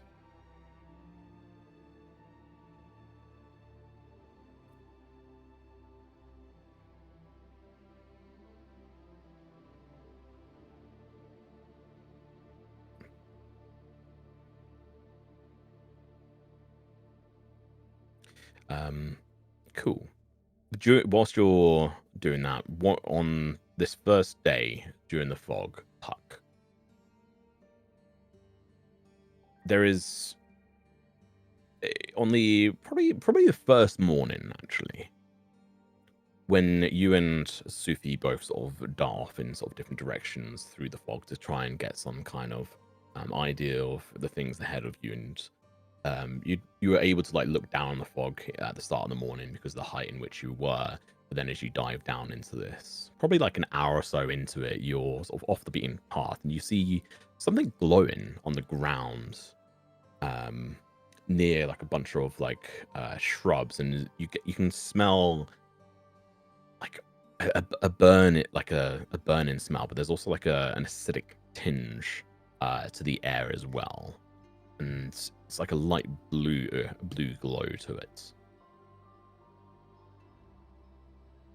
When you say light blue glow, do you mean like the smoke is blue, like some kind of fire, or is it like a magical light blue glow in the fog? Yeah, it looks like especially because of the fog, it looks like the whole like sort of area around the bushes is sort of like given like something is emanating a blue light coming from within. And I'm alone right now because we went alone in the fog. Alone in the fog. There are many movies that start like this. It's like a plains area with like shrubs and bushes, right? Yeah. Does it like can I get a bit I think I'll get a bit closer, but I'll investigate it like. But before that, can I like scout the environs a bit just to check that there is not someone with like a crossbow? Yeah, no, I mean, sort of based on that like perception roll we'd done, like you sort of like darting around doing like a circle around and figuring out like it's a set of like a clump of bushes by itself, and there's like nothing immediately around that you can see, and so it seems like fairly fine to go, just very much by itself. I'll use something I didn't think I would ever use, but I looted a random item from a viewer, which was a collapsible 10-foot pole. And I'll use that's just perfect, yeah. And I'll just like make it uncollapse it. I don't know, unfold it. Well, you can just you work out there's a motion where you can go and it. Yeah. And I'll just pull the bush kind of apart from like 4 or 5 feet away, just in case something goes off. I don't know. The bomb disposal crew with a long rod. Exactly. You hear a loud beep. No. Run! You push apart the bushes and you can see like the leaves seem to be singed or burnt in places. And in the center of this mass, you can see sort of a marking on the ground that seems to be sort of disturbed earth, as it were, sort of pushed out, and a light sort of emanating from it. That same light. And so you can see that from the bushes, like there doesn't seem to be an immediate fire, but whatever this is sort of like somewhat pushed into the earth. It looks like kind of a crater, like a meteorite or something fell into it. That's a fair description of it. If there is no movement, I'll just gingerly come closer and look at it in earnest. Yeah. Looking down on it, it doesn't look like it's bright blue from it. Like the light, like the way the light is given off from this seems very unnatural and very weird. Just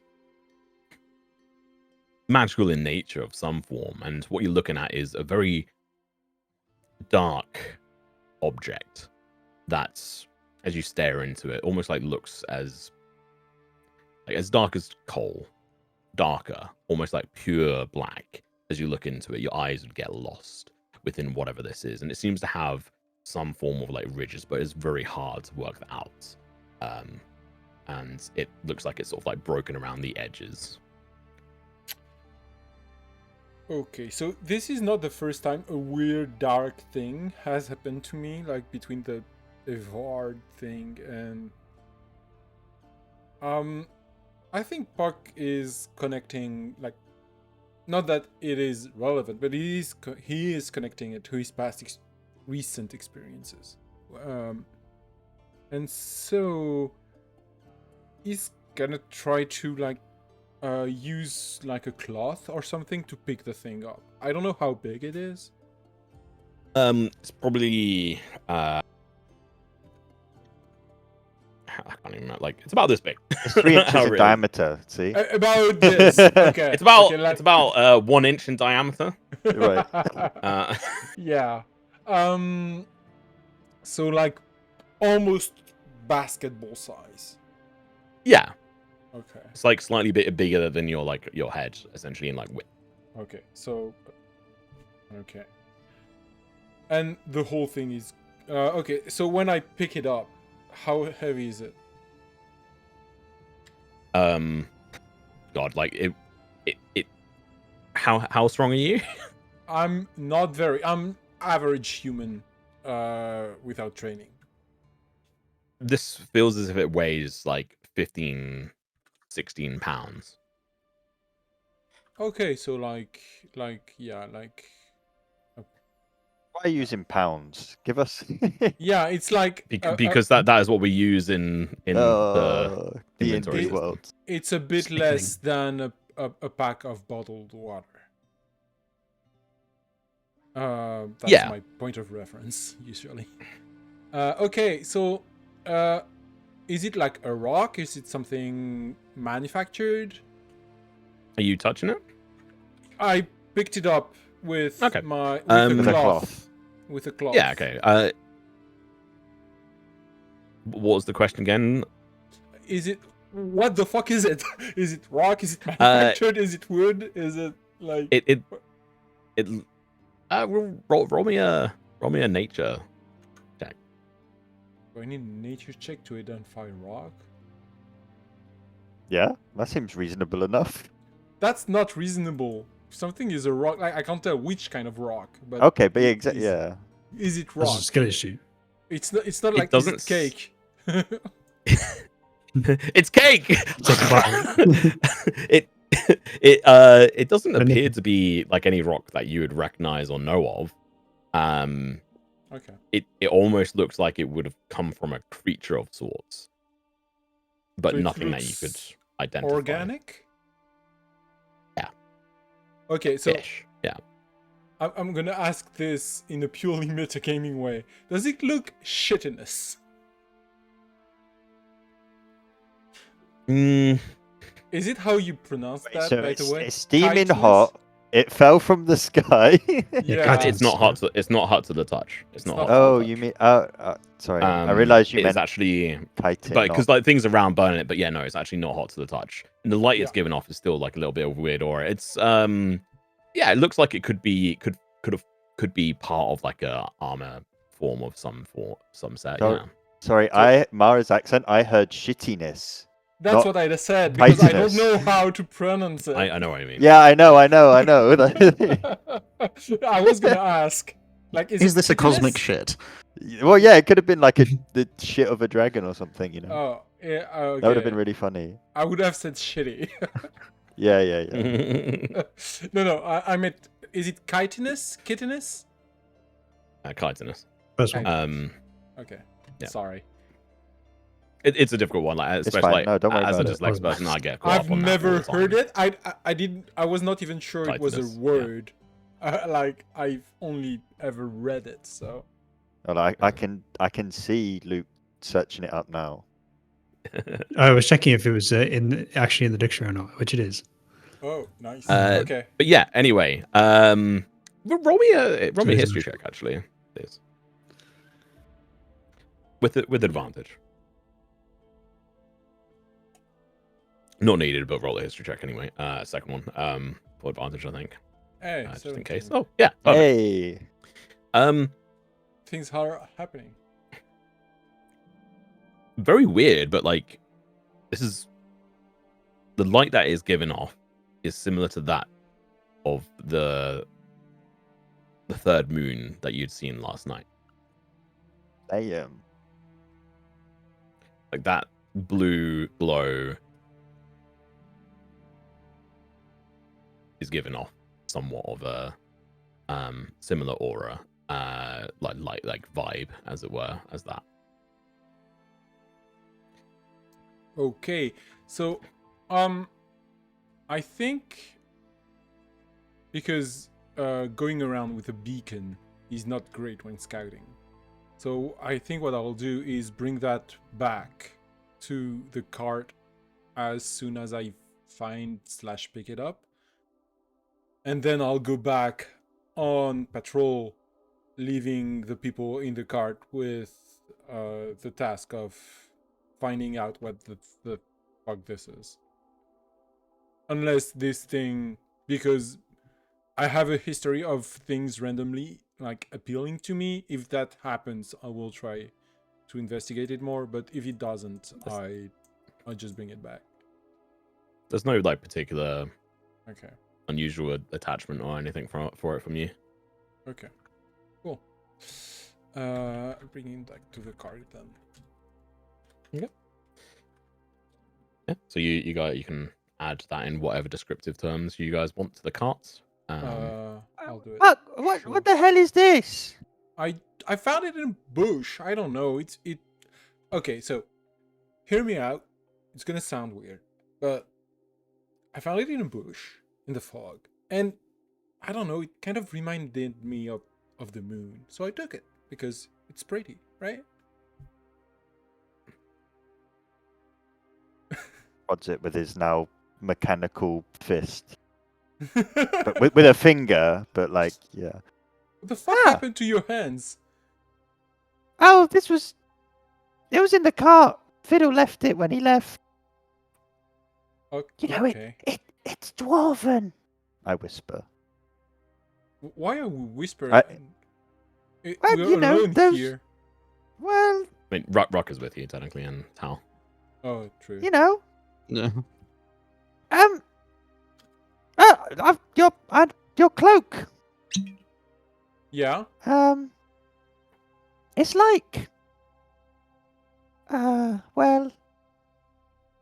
It's to do with Aquilian. Aquilian? Oh, you know, those... Oh. The water people religion, you know. Yeah. You can keep it, and I just leave. Well, I don't want it. Okay. Don't you want to know what it does? No.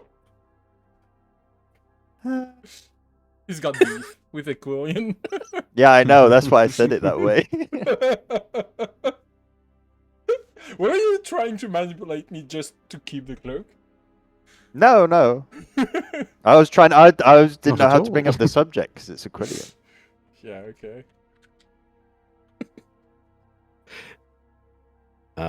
Cool. Well, you have that cloak apparently to do with what you want. Well, I will give it to someone else when the time comes. Okay. Cool. Well, at least I'll explain it at some point. Yeah. So that, by the way, that was that object and what you've come across was a random encounter. Oh. Okay. It was a very, very low chance for something like that to happen. But yeah. So technically, we'll say you're now onto your second day here, where we've already done the rolls, sort of going through. If you want to do another identification, Oscar, you can. Well, there's so many things I want to do. Now there's this space rock. I'm gonna have a look at this space rock. But like you made Puck do a nature roll on it. Does it seem natural to me? Oh. Like, does it pique my interest? No roll required. Well, no, yeah, I would say from things you've done and said, it would show of interest to you. Okay, so then how best might I ascertain what this is, in your opinion? So, you know, that could be a few different things. It could be nature, it could be history, it could be arcana. They're gonna have like different roles, different DCs. Okay, I'm gonna use my inspiration. And you're gonna say something else? And also history, I hadn't said, but yeah, history as well, which is a different option. I will feel inspired by this curious object, and I'm gonna roll nature with advantage. Okay, you can also save it in. Okay. Oh fucking hell. Okay. 18 total. It's more than 14, is what I will say. Nature.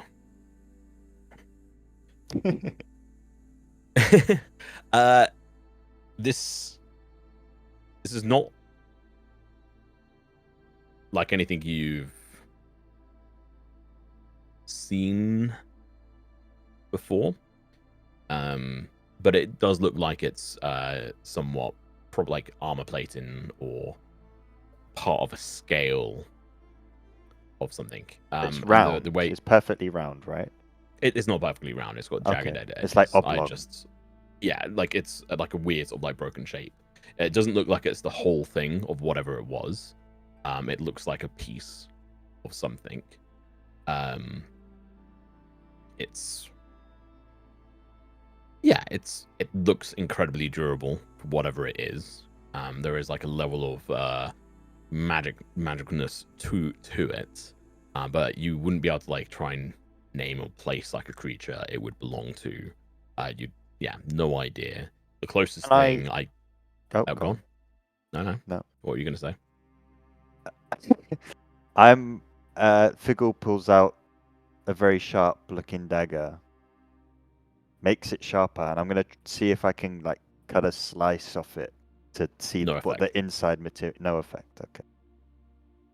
Doesn't even leave a mark. I start like trying to serrate it, but nothing. Figure out if you angle it quite right, it might like sharpen the blade a little bit.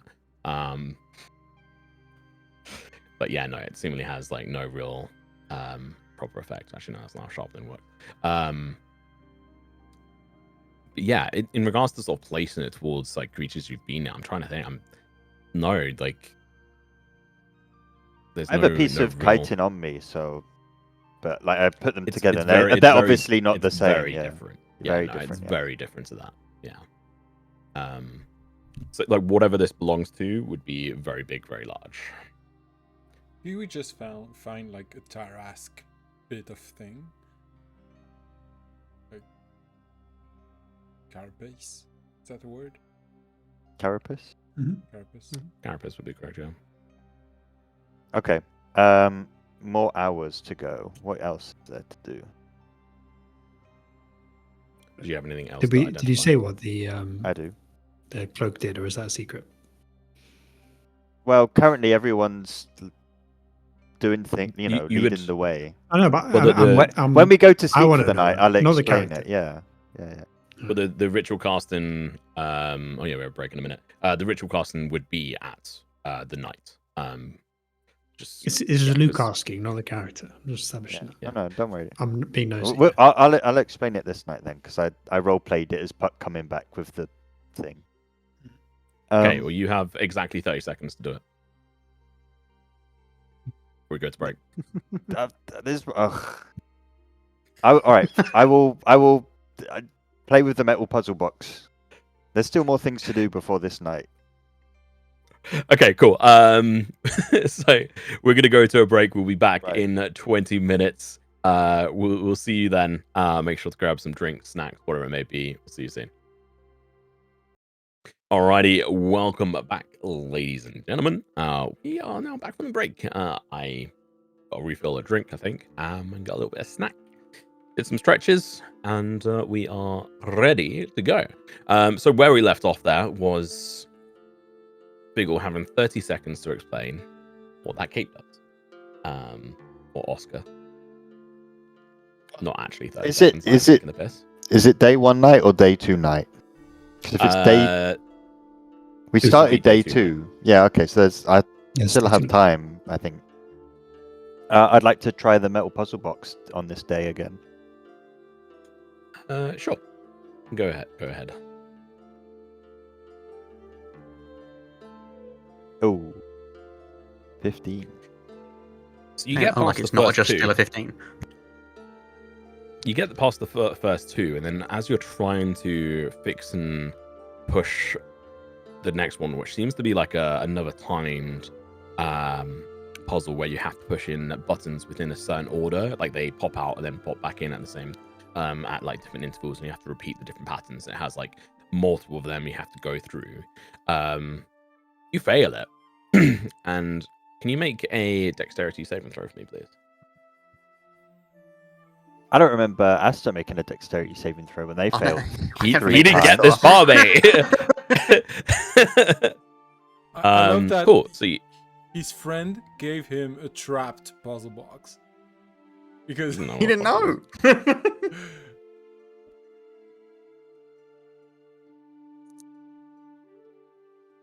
Oh, you're lucky. You take Oh. 3 wait, is it 3? Yeah, 3 points of force damage. As the thing shudders and then pulses and then closes in upon itself back to the original setting.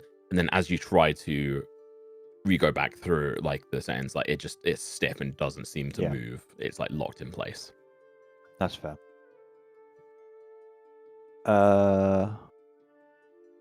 Okay. Day 1 I did the ball, right? Yeah. Day 1 I did the ball. Day 2 I did the cloak. Well, it'd be the night. So, well, it was the night of day 1 you did the ball, and then it would be this night you would do the cloak. Yes, yeah. Okay. And then you still have the instant cast. As we're camped up for the night.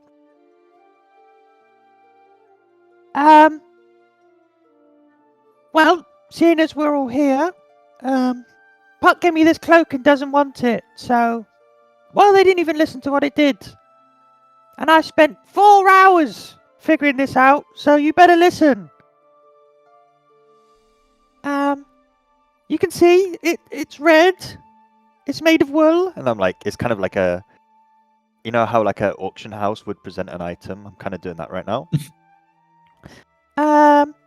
Whilst you're wearing it, you don't get stuck in any sand or mud or wet stone. If you see somebody falling near you, you can make them slow down. And then, once every night, you can cause loads of fog to appear. You know, you could be like really stealthy and hide in the fog. So, who wants it? And I like look at Puck. I know that it'd probably be useful. I'm like, Sophie, do you want it? Trix, do you want it? Well, I guess I stole it, so it's okay. I guess. Could I have it back, please? Thank you for identifying it. Sure. Here you go, Puck. Thank you. I take it like with a look of disgust, like... It flows in the wind, and as it does so, the fabric seems to be billowing in almost like waves in the air. And I will add the cloak of the tidal wave to your sheet. Thank you. How do I end up favored by the gods with all the shit I'm doing? Random chance of finding that. Okay, I'll spend the night to attune to it after the end of the auction, I guess. Cool. Anything else, Oscar? Left is the hat and the sling, right? Yeah. When it's bedtime, I will instacast on the hat. Okay.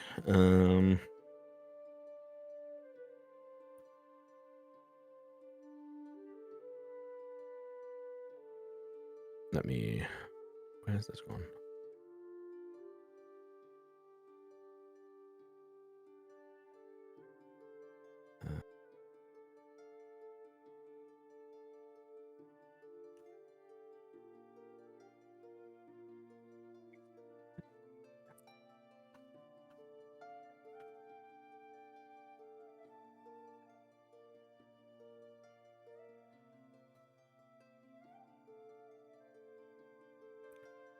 Technically, this would be unique. Just put a U next to it. So I've got all this. Let me drag this onto your sheets. You find a unique version of the Hat of Disguise.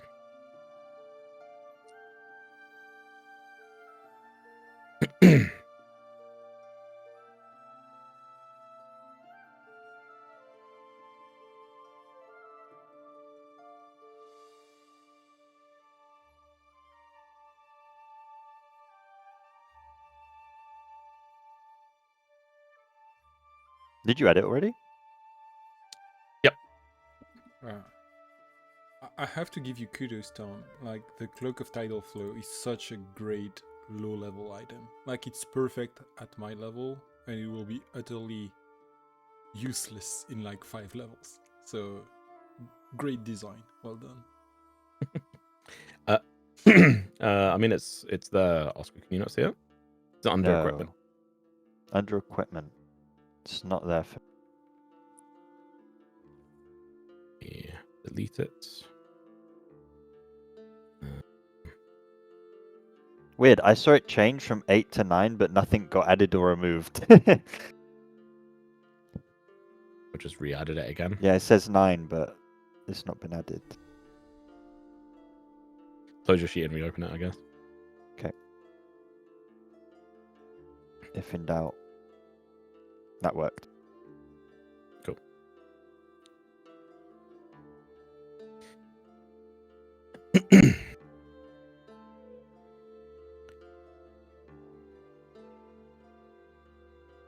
I think you also have the arrow as well from Sufi, I think. Arrow to identify at some point, which is a common, uncommon. The 2 arrows. well. I gave the 2 arrows. Oh, yeah, but one of them I don't know what it does. So I actually have it, but if you want to identify that as well. Not really. You can figure that out. Or if you really want, you can RP giving it back to me. As a general rule, most magical item arrows are one use. Yeah, that's why I don't want to just randomly use it. It could be something incredible. You can. It'd be fucking hilarious. I mean, it would Fuck might that not be- rabbits in particular. He'd just miss it. So. Will be on the morning of the 3rd day, you find that the arrow has been left in the cart.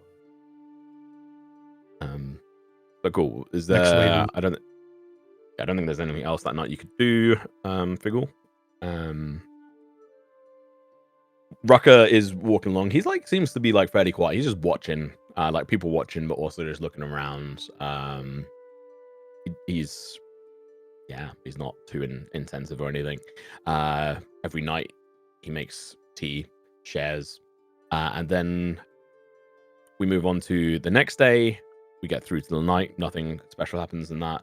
Oh wait, actually no. Yeah, it does. Because you guys are going to make it to the inn on the 3rd night. So you guys travel along this same weary road. You don't see a gnome trying to headbutt a stone pool. You don't see the Jenkins family anywhere. What you do eventually come across in the distance is the Weird Water Rest Inn. So we did not catch up to the stone-bound civilians. No. Oh. At the speed you were going, you hadn't caught up with them because they had a 3-day lead on you. Fair. Yeah. And you were just going at like the normal speed and getting back onto it. So you guys see not too far away in the distance is the Weird Water Rest. The multitude of stories to it. The very bottom where you can store the carts, the mules, as it were. The proprietor of this is Calamiroway. And yeah, you're able to go up to it, and I think it would actually be Nedrick out front this time who sees you guys walking towards him and the place, and he waves over to you, sort of recognizing a few of you guys sort of walking along in front. It's just like a large, broad-shouldered, half-orc sort of individual, which is like a fairly oddity to see outside of particular jobs and stuff. But this person is working a very mundane job, as it were. And you'd spoken to him before, all of you, aside from like obviously Tal, in the inn before, and maybe Tal, you had sort of spent time here as well on your way through.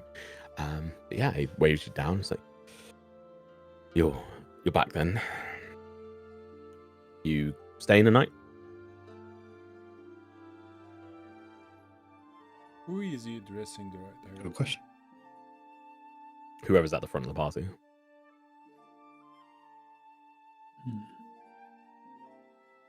I think we are. Yes, at least one. Oh, was he the son or is he just an employee? I don't remember. Employee.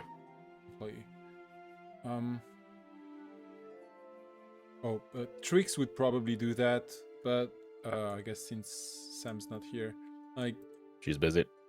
Yeah. I turn to Sufi and I'm like, I'm not sure of the etiquette here, but how do we announce that the person that they quite liked is kind of dead, but not completely? I don't have like the correct situation manual for this. It is not something that I have experienced before.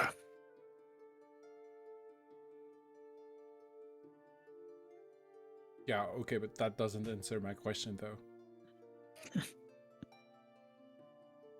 Well, that is what I can give you. I'll be at the back of the car.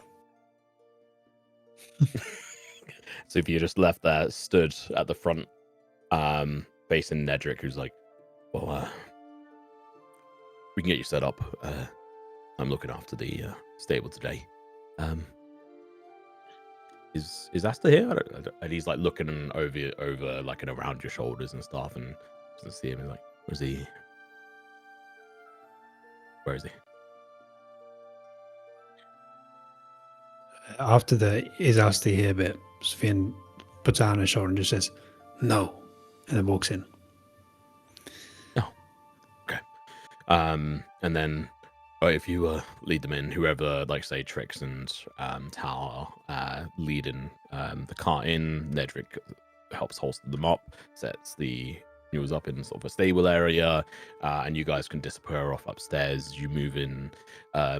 It's a fairly empty fray. Doesn't seem to be many people in here. And you see Rhea, who's one of the individuals who's like a bit of an artist, but like almost like a barmaid as well, like a bit of a stable hand as well. But so yeah, just sort of leaning on the bar, talking to Kala Marroway. Just back in sort of discussion as you walk in, and they peek their head round, like looking over to you, and welcome. Are you wanting to stay the night? Yes, just the night. Ah, wonderful. Same room as before, I'm assuming. And she would see you, Tao. Seems like you found yourself a new group. Yes, well, temporarily at least. We've got the common room, and then we've got the private rooms, or the suite as well, if Master Figgle there would wish to take it again. Yes, please. I would have spoken to Nedrick as well before we went in. Okay, what would you have said? As like the party goes in after Sufi's put his hand on his shoulder. He means to say Asta won't be coming back. Is he staying up in the temple? Did you guys sort it all out?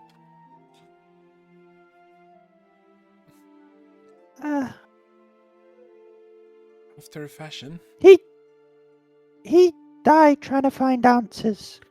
I think he found them, and in a way, he'll always be up there with the temple. Oh.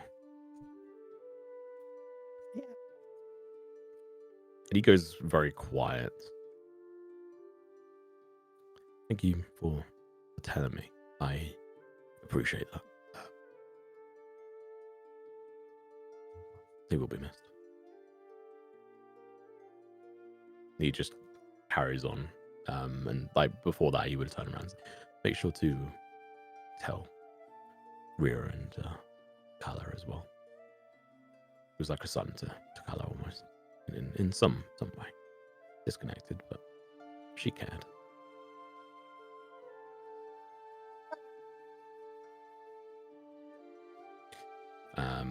And he gets back on with looking after the car and what have you, and parking them up, and you faced with this question of same room as before, Master Biggle. Would you? Yes, please. Oh, that'd be 2 gold pieces. And you get another bottle of Mist Whistle mead. Well, that is in the room. And your Rhea would take your bags and stuff up. Is there a private moment with Rhea? Like as we go up to the suite? Yeah. She drops the bags off. Yeah, you go into the trolley and she knocks downstairs, and it would be Nedrick essentially going to be helping to maneuver you, lifting the thing up to the top using the pulley system. Rhea, right?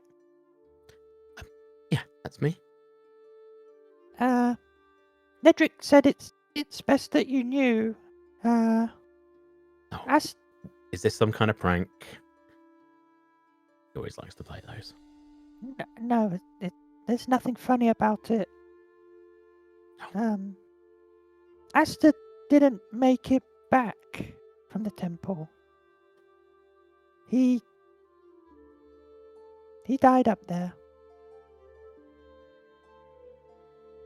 Oh.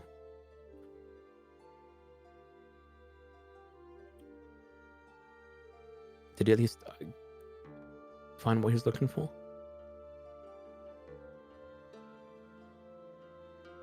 Figgle slowly nods his head. I think he died satisfied. Did you get revenge? Yeah. And that's good. We're still fighting in that regard. We'll keep fighting. There's more out there. Glad to hear it. Oh. Hang on a minute, and she moves through a satchel she's got on her side, and it's probably about the size of an A, the height of an A4 piece of paper, and not that too wide. And she pulls out a piece of thick parchment that seems to be sort of multi-layered, and she hands it over towards you, and it is a sketched drawing of the Noggin Rock Peaks from the view of the inn. Very well done. And it seems to be some form of postcard. And you can see at the top there seems to be a very inkling of a building at the very top. It's a sketch on it, but there's added elements artistic additions to it. Did he draw this? No, he couldn't draw for shit. This was me. How good is it actually? It looks very good. Very good. She's very good. Wow, this is amazing. You should go to the cities. Draw. I've thought about it, but I like it here. It's peaceful. Hopefully I can help. Well, at least give you some kind of semblance of take a piece of the mountain with you wherever you're going. Thank you.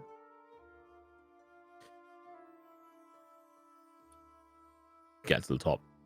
Well, you probably would have been on the top of this for a while. She shows you to the room, which is the only room on this floor, which has a beautiful view out towards the massive brackish lake on the other side, the weird water expanse. That far on the other side is Sea Haven, and in between that is Shorecrest village on the island, sort of in the midst of the lake.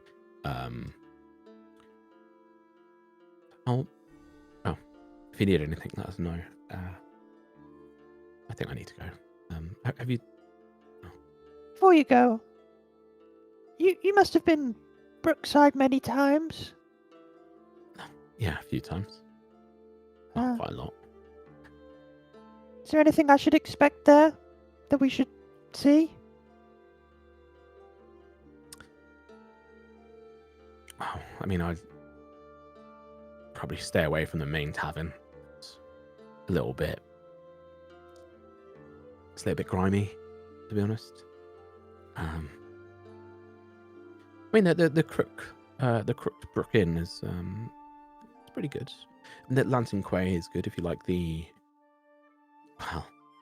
smell of fish and being around sailors and what have you. And it's quite often where some of the Shorecrest Islanders might appear at times.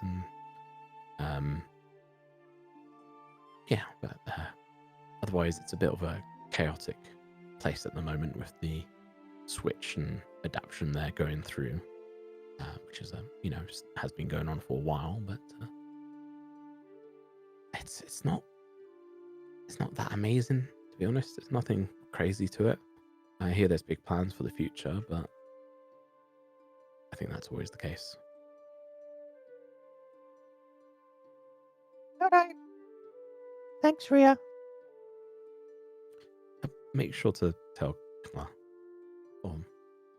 I can if you want, but she probably prefer to hear from you guys. Sure. I'll be back down in a bit. Okay. She disappears off, going downstairs. She goes down the stairs. Yeah. But meanwhile, downstairs, everyone else is in there. Raka is talking to Kala and has taken up one of the private rooms and pays off, and is ordering essentially a feast of food for anyone and everyone around one of the tables, essentially presuming pretty much a large part of the inn, as it were, for himself and also for anyone else who wishes to join. What is everyone else doing as you enter and Figgle disappears off as he pays his 2 gold? Sven's going to sleep in front of the fire like usual, so he just gets a drink. Okay. Gives him the 2 gold. It's not 2 gold for that. It's 2 silver. Yeah, but he doesn't take a room, but still stays there, so he gives him 2 gold anyway. Okay. Oh, thanks. How? What are you doing? Yeah, I think you'd probably get a room.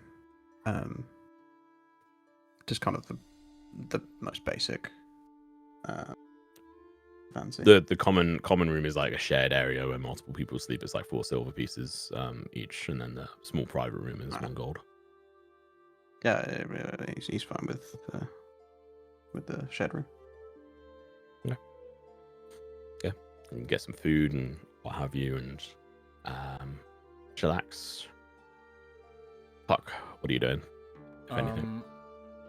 I think I'm gonna go rest after asking kind of quickly, like a quick by the way, did you see a big contingent walk through? Okay. Yeah, kind of oh, yeah, I mean, we saw there was probably about a day and a half ago. There was a large group of people who, when they didn't come to us, they went on through. What did they leave? Is this to do with what we were asking before? Yeah, they headed in that direction towards Brookside, along the main road. You. Okay. So, I'll come back. I'll probably. Did you get a good look at them, or did you just saw them from the windows? Yeah, no, they just went on straight past. Is this to do with what the same people before? We don't really know. Okay. They might. Where is Asta? I haven't seen him. Is he talking to Nedrick downstairs? Oh, is this Kala? Am I talking to this is Kala Kala. right now? Oh, goddammit. Kala. Oh god. So, just so you know, I didn't want to be the one to do this because I have very much better people to do this. But yeah, he's not coming back. He can't really. So he died. In a manner of speaking. Manner of speaking. Yeah, he's not coming back. But he has chosen to become the eternal guardian of the temple up ahead. I'm telling you this just because I'm not sure. So if I'm wrong, please forget I just said anything. But you seemed quite close. I have a hard time with those things. But yeah, you seemed quite close. So I don't think he would mind you knowing that, yes, an echo of him is guarding the temple, but he's not coming back. So he's still up there. An echo of him. It's going to go up and see him? I mean, I would not. But you do you. It's quite a dangerous journey. Oh, by the way, ever heard of cursed statues on the way to the temples? I don't think I've heard of anything in particular on the way to the temple. Is there cursed statues now? Well, not anymore. Okay. Yeah, I kind of. This is a lot to take in. Just I'm sorry, I'm not good at this. If Trix was there, but she went to her room. But yeah. But whilst you're talking, yeah, he doesn't stop talking. He's very nervous. She reaches a hand out to put on her shoulder. Do you stop her? I think he's so unaccustomed to being touched that yes. It's okay. You did fine. These things happen. Asta would have known the danger he was heading towards. Did he at least fulfill what he was wanting to do? Well, I did get to ask him if it was worth it, and he said yes, so I would hope so. She smiles. That's good. Thank you. Puck, was it? Yeah, that's my Can I have a hug? I appreciate. I'd rather not, but I appreciate the sentiment, I suppose. Understood. Personal space. Yeah. And she leans back and is like, "Do you want a drink?" I think I'll go to my room now. Have a good evening. You disappear off. I like to think Figgle's going down as Puck goes up when we walk past each other. He looks very, not shaken, but kind of ruffled, unsettled. Yeah. He looks very unsettled. Mainly because someone touched you, not because you just said anything. Yeah, let's go with that. Let's go with that.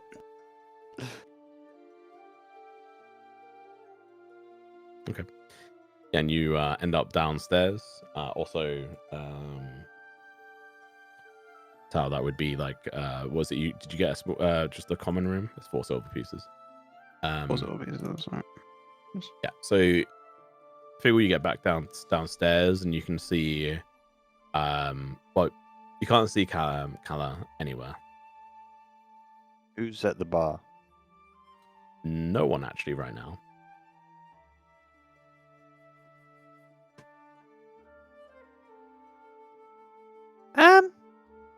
Is Kala around? Yeah.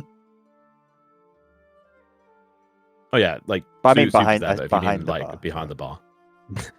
Soupy said, "Hello." What would you like today? No.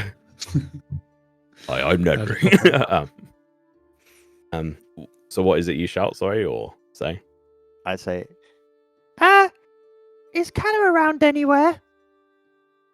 You hear like a creak coming from the kitchen area, which is like in a closed off area. There's like a sliding like window part, like partition, which is closed, and the door moves, and you see Calla coming through, and you can see like she was obviously like crying, somewhat, like tearing up, and like clears her eyes, like, yes, how can I help? Did you want a drink, food? Is everything okay? Oh, your friend, Puck, let me know about Asta.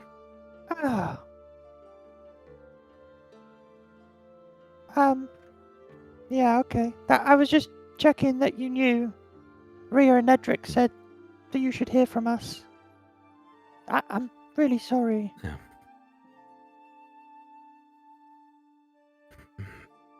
These things happen. Not what we want, but from what I've heard, he's still up there in some form. I wasn't quite sure. Didn't quite understand, but I understand that he's gone.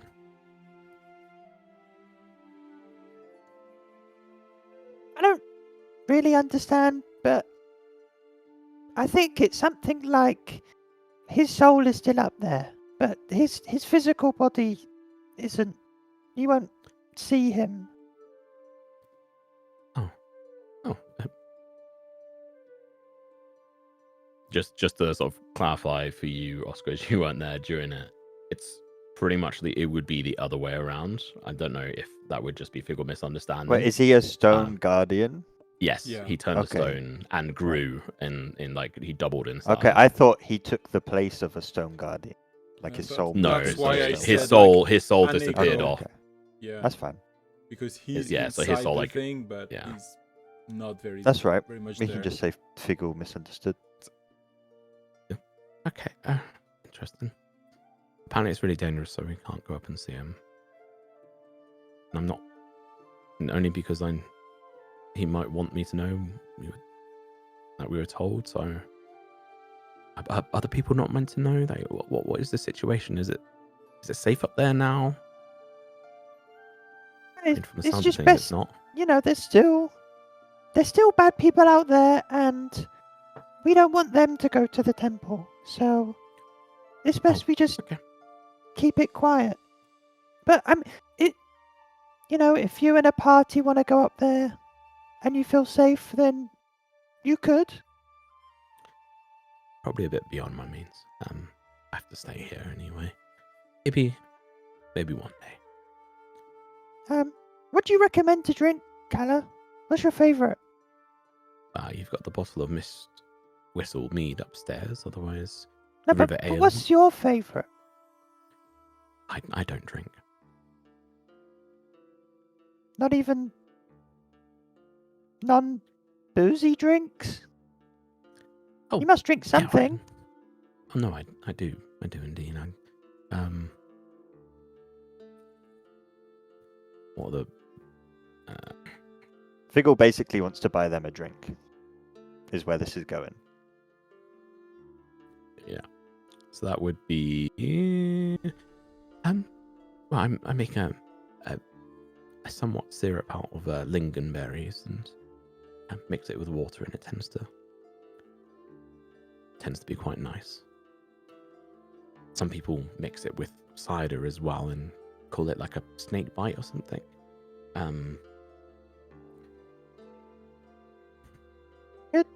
Could I get 3 of those?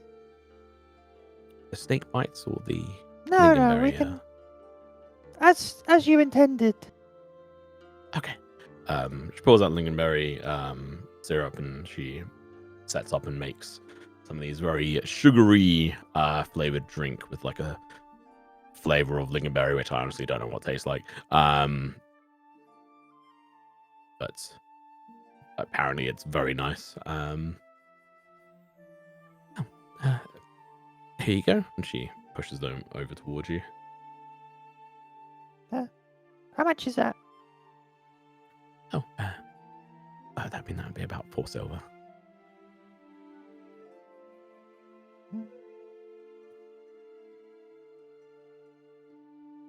Just take this. And I put a gold piece. Well, I do enjoy And having you guys here. I slide one of them towards Kala and then the other towards Sufi. I get to drinking. It's non-alcoholic, but it tastes very nice. Can I say canonically that I had ordered some kind of liqueur, something strong, and I've added it to the drink? Yeah, sure. There's literally a drink called a snake bite, which is that drink with liqueur added to it, or cider, but whatever. You can add a liqueur. Yeah. I'll make one from first principles. Yeah, you can drink away, and we'll move forward unless there's something anyone wants to go through specifically. There's food on the table purchased already by Raka for anyone who wants it. There's two of the Witherwind trout pies, and there's a bunch of different cheeses, and then a few different meats and what have you. And yeah, food if it is wanted by you guys and supplied and paid for, and also any other extra drinks you want on top of that will be paid for by Raka within reason. Yeah, the night goes away and you can have a short rest. Long rest. Wait, sorry. Hal bought a bunch of food, right? What was? He just bought a room. He paid for a room. Just a room. How much was the room? Because I ended up taking one and fleeing from Carla. 1 gold. Okay.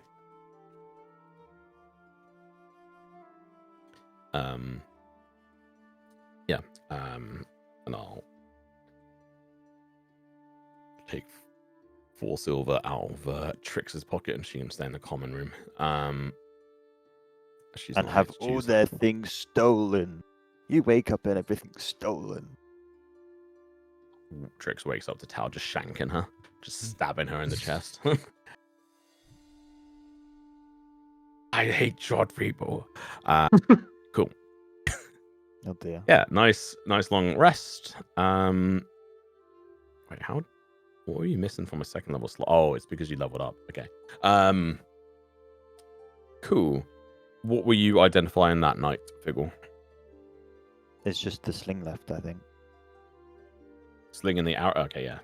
Are you gonna do the arrow? Not right now. It's in the cart. I'm not in the cart. Okay. I admire you can't ritually cast in the cart. Just to I be very admire your self-restraint keeping the sling for last. Well, Okay. yeah. So sling. A leader is thinks of his members first before himself. Sure. Yeah. Just make sure this is then updated and correct. It is. Oh no, it's not. So you find. You spend your time. Do you just instant cast this, or do you? Okay. Well, let's just sit here and twiddle our thumbs. Tal, is there anything you would be doing during the night? I think he would just be very sorry. Annotating his maps, kind of what they've seen on the last few days. Okay. Just kind of updating since he last did it. Yeah. Okay. There would have been, there would probably have been times where you see the group that you've joined have also got what seems to be some form of map that is being made, and they have this weird device that they put on it as they're sort of traveling around. Kind of odd, but probably very interesting to Tal. Who has that actually, and who? I don't actually think anyone had been using it. don't actually know if it's been used. Someone had said that they were Might be doing it. Trix, I can't remember think. who. Was it Okay. Fiddle? I wasn't doing it. So maybe So- Fiddle, sorry? yeah. Because yeah. Who? Which items are we talking about? Sorry, I'm The The cartographer's beetle. scarab. the scarab. Oh, the map. I It's took Trix, the I'm map. pretty sure. Yes, yeah. I took the map. Trix took Ah. Arc 1, I think. Yeah, that's right. Yeah. Yeah, I took the map, Which- because I knew we were going into a temple, so it felt natural to have a mapping device.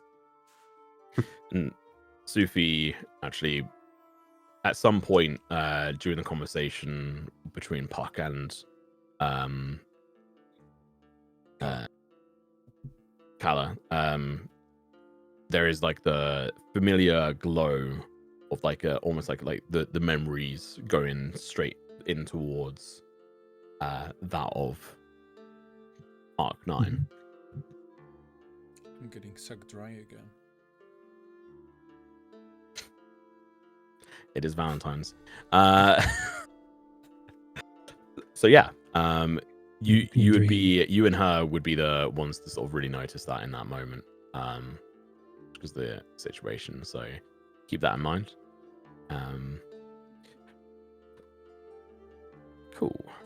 Yes, Figgle. So I was about to say, do you ritually cast or instant cast this? Just for flavor.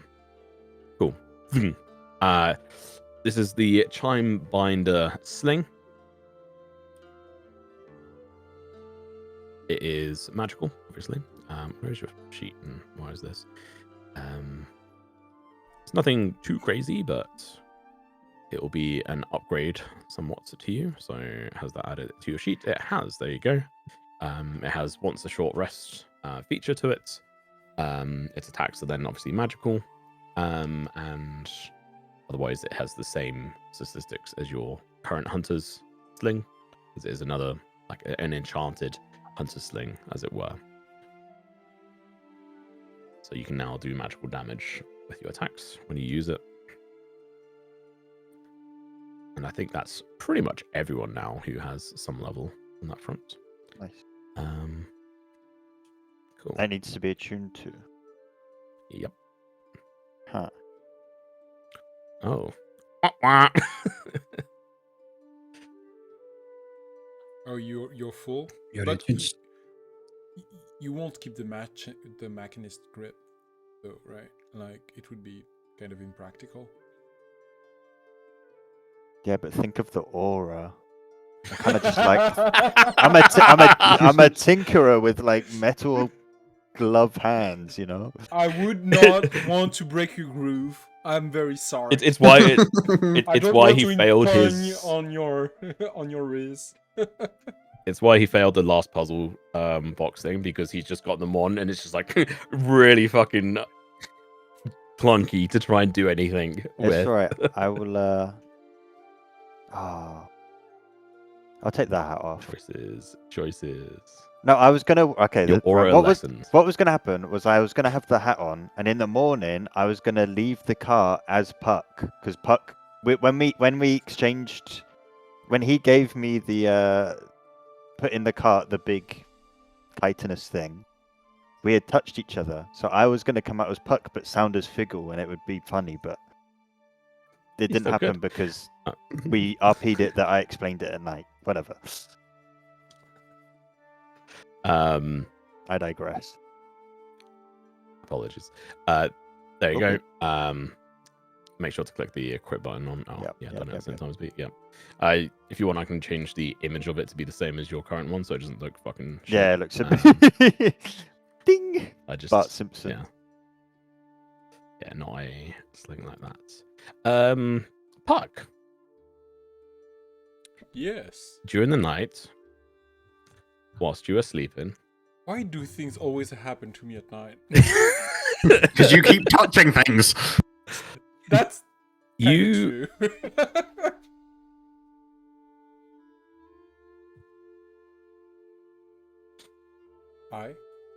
You wake up shivering, and the whole room around you is dark, which is like not crazy.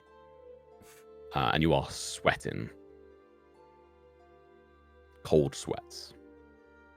Did I have like some kind of nightmare, or is it just like I get woken up because I'm physically cold, or did something wake me up?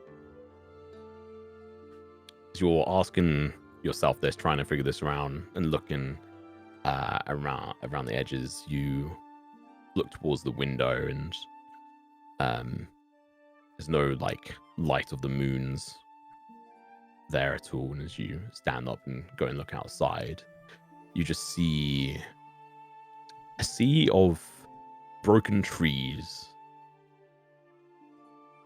and it takes you a moment to try and figure out what you're looking at. In between the trees, they're connected by these giant webs.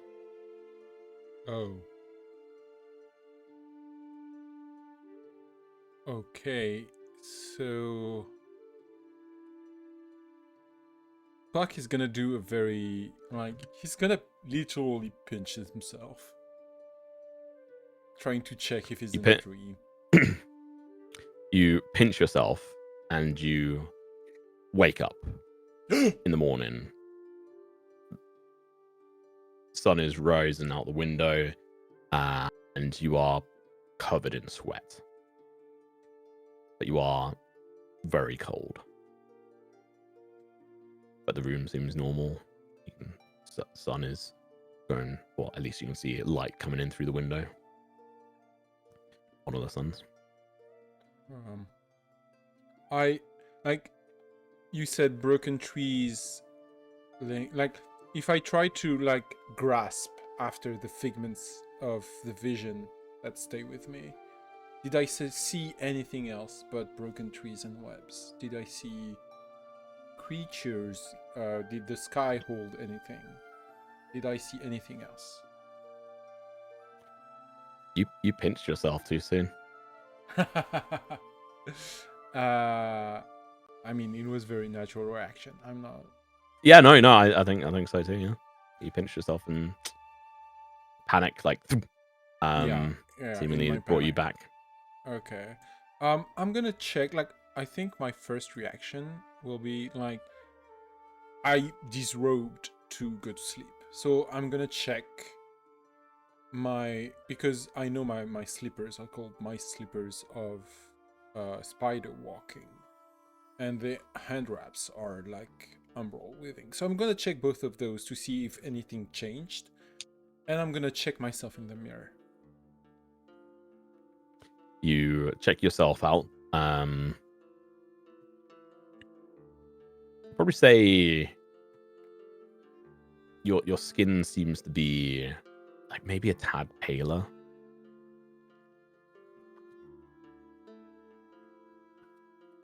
It's been sucked if you like dry. stare at it long enough. But like it's very subtle in the difference. So in my paranoia, I'm like,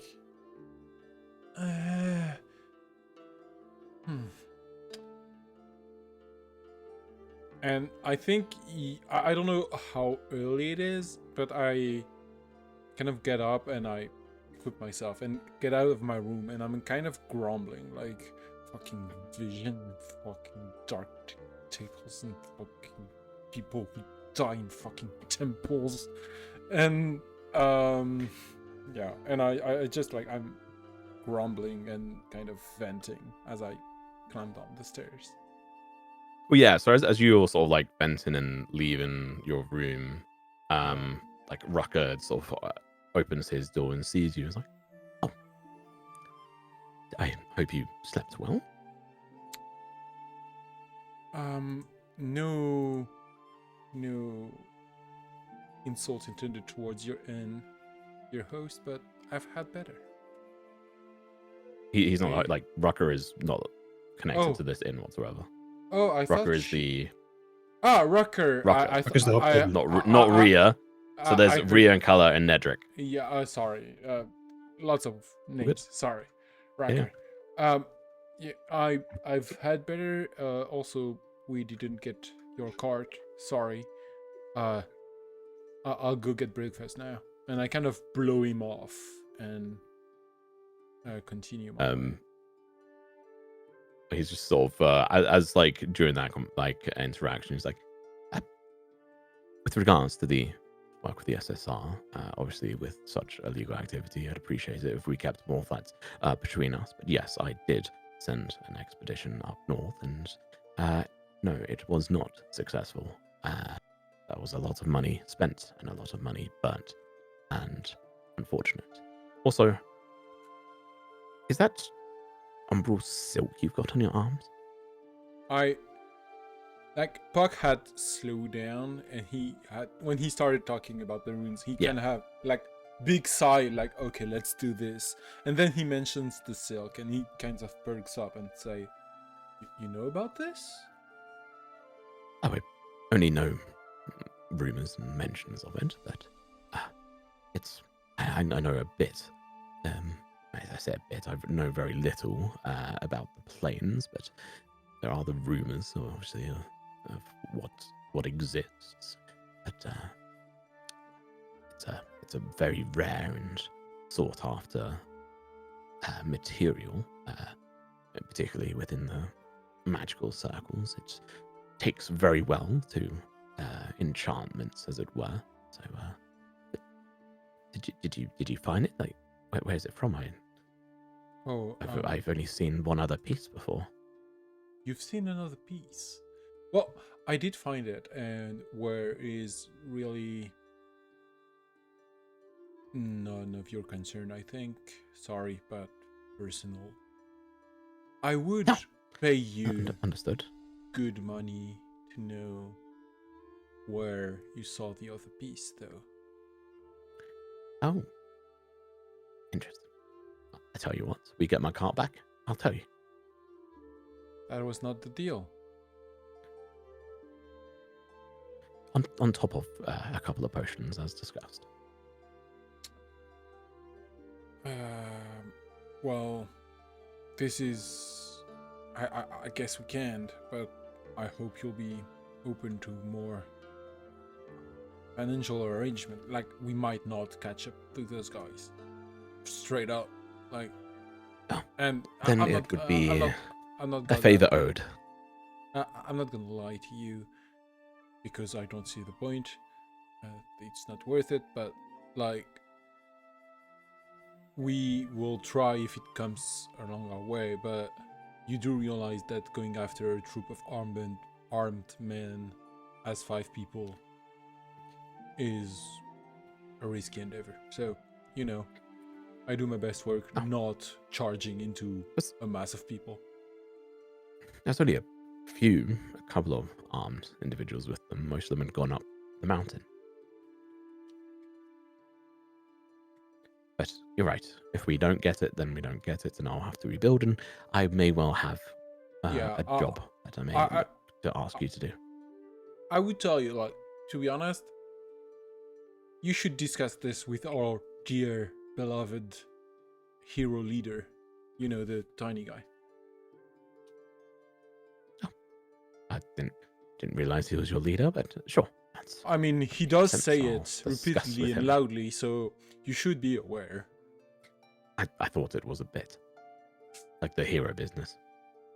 Oh, no, it's very serious. Well, I think it is actually. Anyway. Oh. Okay. Oh.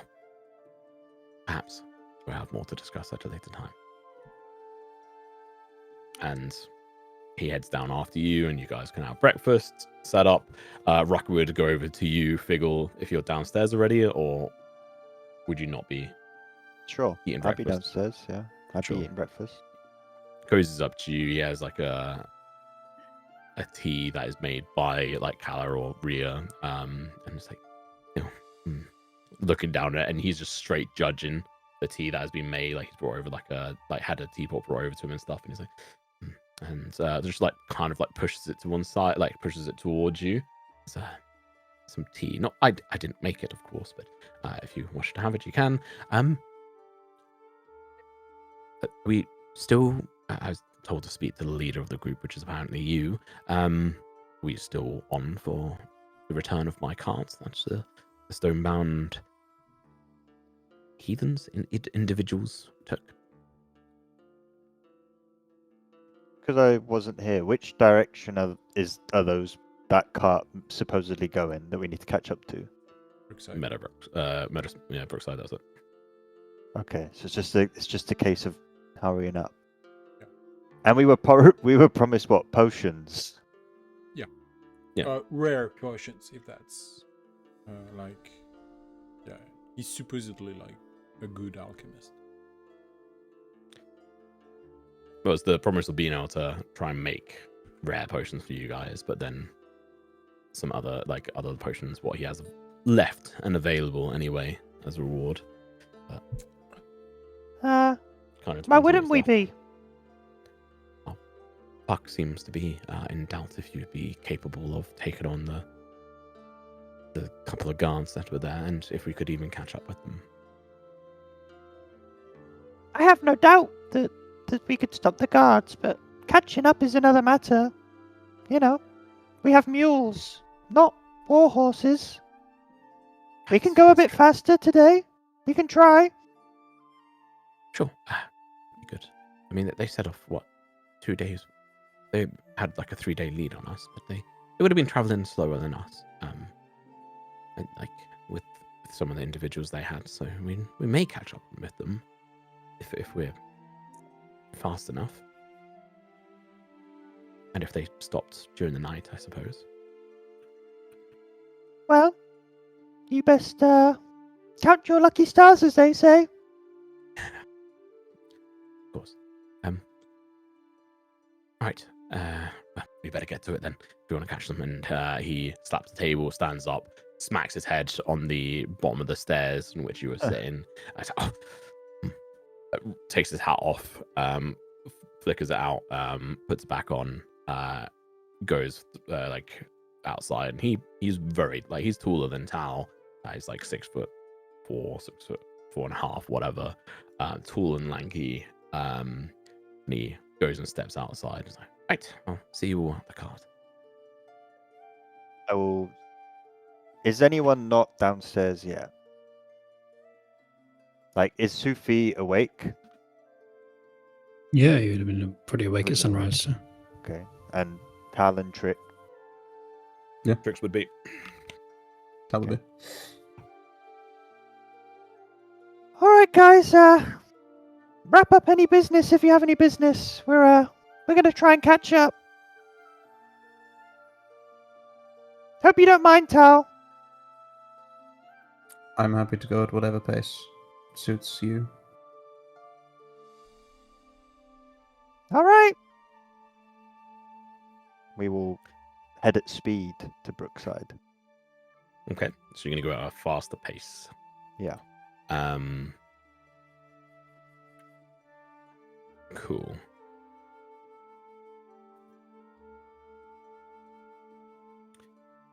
Can you... we'll go for Tau. Can you roll me a d6?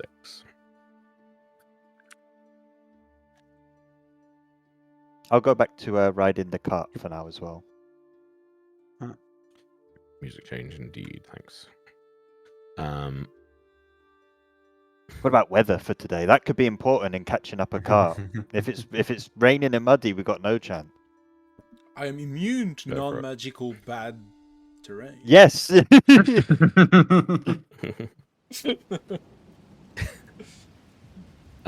one. Oh. Uh-oh. It is raining. Roll the 1d100 for me, Figgle. Okay. Someone else can Yeah, do it if what they wish, by the way. I don't want to steal all the You're glory. No, it's kind of tradition at this point. Yeah, you're the Okay. weather guy at this point. I'm the weather guy. No one else can roll it. I mean, that's 45. When you're not there, we do not roll weather, actually. So. You were one away from partly cloudy with occasional sunshine, but instead, it is a light hailstorm. Oh, for fuck's sake, man! I swear every roll is rain. It's like warm, but a hailstorm. Warm but hailstorm. Warm hailstorm? Yeah. What? When That's should I say called blossom? Do you not have those? No, because when it's No? warm, you don't have ice.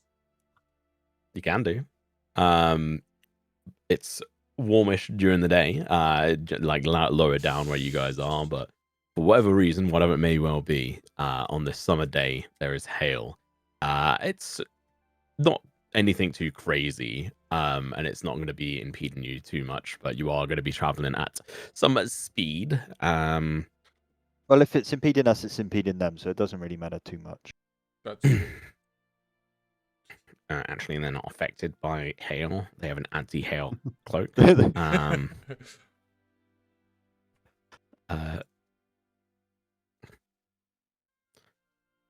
According to Google, hail is actually, or the thing I've read, hail is actually more likely to happen in summer than winter. The more you know. Oh, well. I thought it was something like something. that. It's because it requires warm air, because warm air rises. So it requires warm air to rise far enough into the sky that it freezes and then falls. Once again, Tom's correct. How sad. So, you guys traveling along at some level of speed, as it were, having to rush along. Can you, the people who want to, 2 people max, make perception checks at disadvantage for me, please? Can do one. Yeah. I think the scouts should do that. Fair enough. Great. Can I try to use my navigator's tools to negate the disadvantage? No. This is imposed because of the speed in which you guys are going. Oh, yeah, true. 14. That's better. Cool. Not bad. Yeah, so you guys are going to be making some decent speed here. And with the hail coming down, it's a little bit of a scenic sort of rush along, as you can see out. You can see out towards the lake proper now, because you could see the weird water sort of river sort of rushing by and opens out into it. But now you're heading down this path, and so you make very good progress initially. So it would normally be so wait, 1, 2, 3.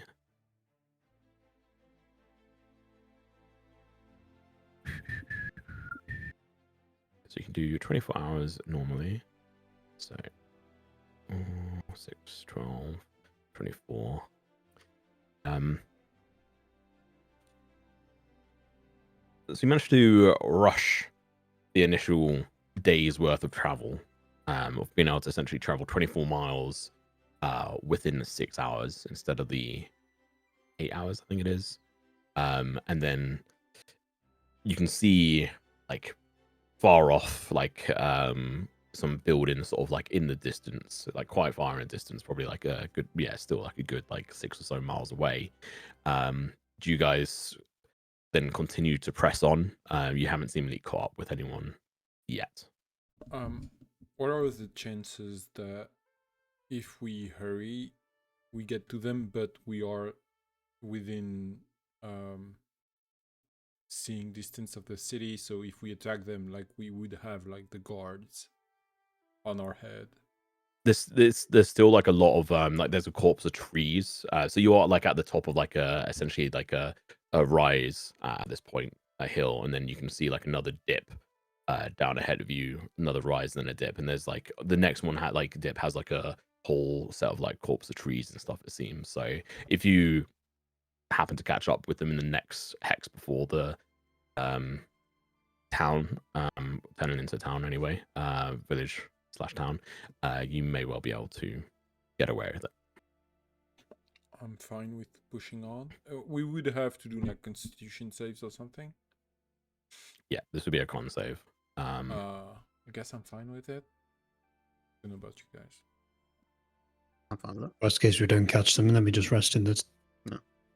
And we get it back, so it's fine. I'm down. Okay. Can you guys make constitution checks for me? Check or save? Oh, it's the same. Yeah, I'm pretty sure it's a check. And then I'll do it for tricks. Oh, she's going to be fine on this, unless she rolls a 1. Oh no, if she rolls a 1, she'll be fine. Just had a singular bad roll. Yeah. And that's a Oh, check. What did I speak? there's 3 good rolls and 2 bad rolls, so... Let me... is it... let me check a thing first. Oh no, it's a skill or a tool, so... Oh, no, ability check using a skill or a tool. Yeah, so this is not a skill, so I cannot use Psionic Die.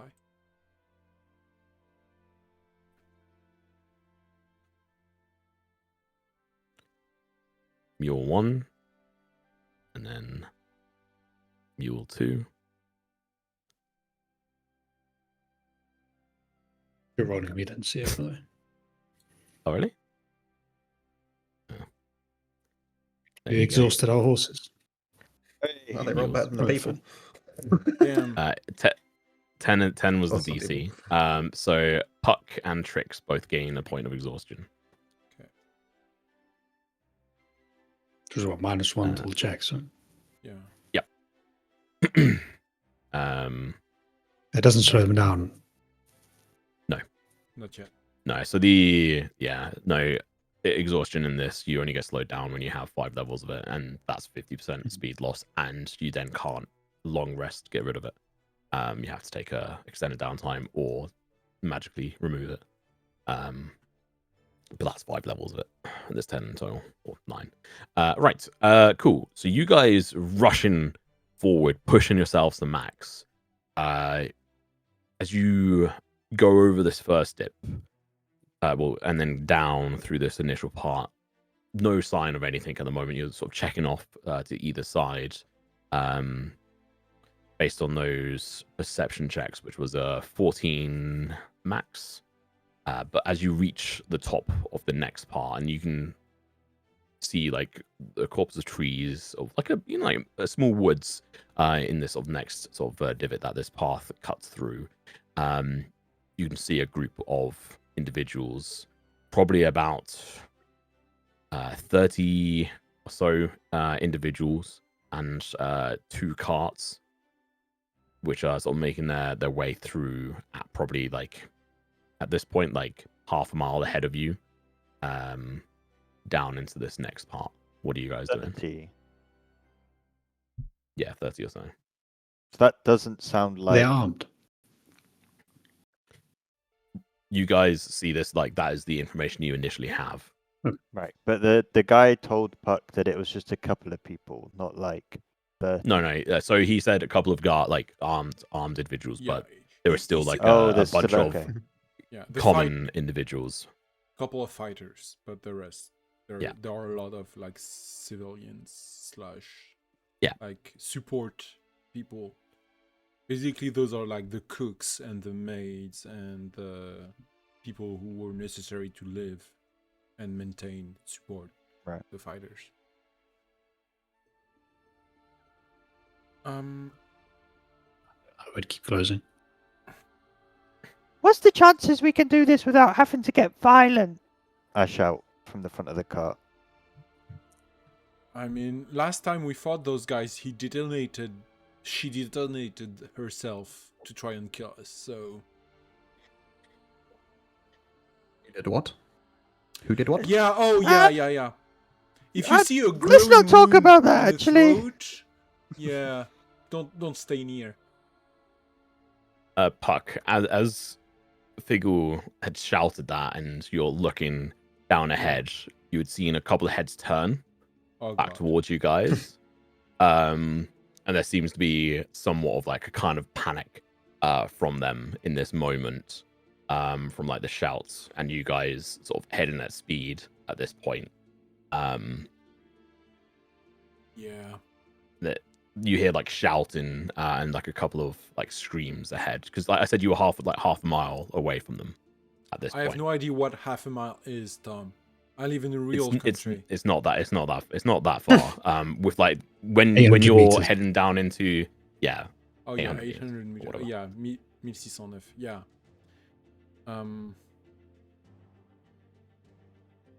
Okay, well, I guess surprise is not on the table anymore. Or stealth. So I'm running at them. I guess we're running.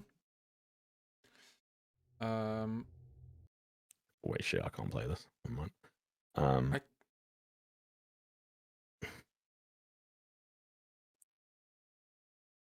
Actually, you know what? I'm gonna stay with the cart and guard the thing. I am keeping an eye on the hobgoblin. My train of thought. Oh, that was so loud! Holy shit! Well, it wasn't for me. Oh, and I can't even hear it. Yeah. Yeah, it's very quiet for me. I did check it was playing because I can hear nothing. Yeah, I didn't hear anything. Actually,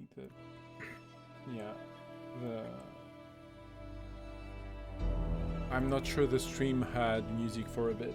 I'm not sure. Anyway, okay. They have music now, so I'm gonna stay with the cart because I'm afraid Racker will try to double cross us, get the cart, and run away. So I'm gonna keep an eye on him. Sure. So you're staying on the cart with him, and you guys are now rushing down towards this. Like you can see them like stumbling over each other, like looking to like rush on, but come to realize like a few of them are just like continue like running, and like abandoned what seems to be the carts here, and like a few of them are just like rushing off towards the village of Brookside. And you guys catch up eventually to them, and there's probably about 3 of these armed guards, same dress wise, holding a couple of spears, a shield. You can see short swords on their side, some kind of either a bow or a crossbow on the back, and they stare up at you. Shout is who's going to be like the first sort of approaching at this point. Running. But okay. try. I wouldn't be. I would say be like, too far ahead of everyone, but try. Also, I don't have my weapons like.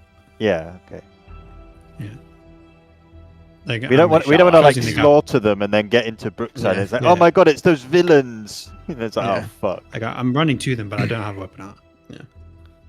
Yeah. Running towards them, and they're like, staring at you, and they shout, "That's close enough. What do you want?" Can I make a perception check to see if I recognize any Stonebound Oath insignia? Yeah, like I was saying, they're in the same getup. Yeah, don't need. Okay, so they're very. I keep walking towards them. When I get relatively close to them, I stop running and start walking. Yeah. I said that's close enough. What is it you want? I just keep walking at him. Oh. They How far away am I towards each other? Like 200 feet at this point. Just walking at him. They pull their like crossbows out. It's like, if you don't stop, we'll shoot. We don't understand what you're wanting. You're rushing us.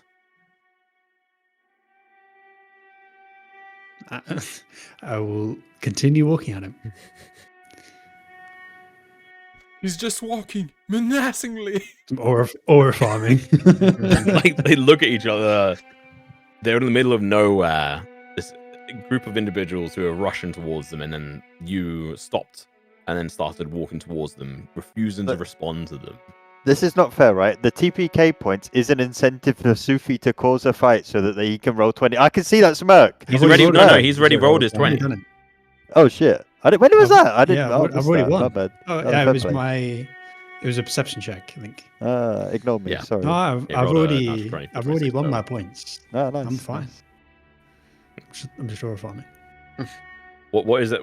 What are you doing, Figgle? Well, I'm riding the car. I'm yeah. Are you catching up? What are you doing? Are you staying? I was. Oh yeah, we're getting closer. Yeah. I was following close behind Sufi. I was running as well. Again, not with weapons out. I was following what Sufi was doing. Just. Okay. And you hear them shouting. Do you how do you react with Sufi is just ignoring them and is walking straight towards them, and they've now drawn their bows. You can see that they are looking like nervous at this point. There's tension in the air that could be cut with a knife. I'm just keeping an eye on them, and if they make a move, like he's just gonna retaliate. Oh my! Even Tom's bewildered. Just say that we want the card, damn it. They're just like, holy shit! We've got these individuals charging us. They're gonna shoot. Like, there's 3 that you can see. 3. No. At some point, Figo is gonna be in range to just tell them things, right? Yeah, I mean, they heard him before. But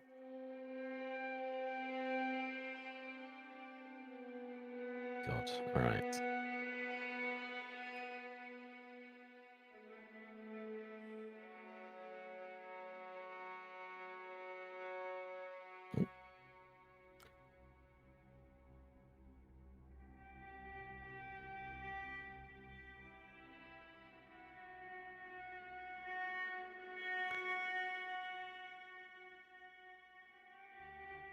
Did Puck do the mental connection thing?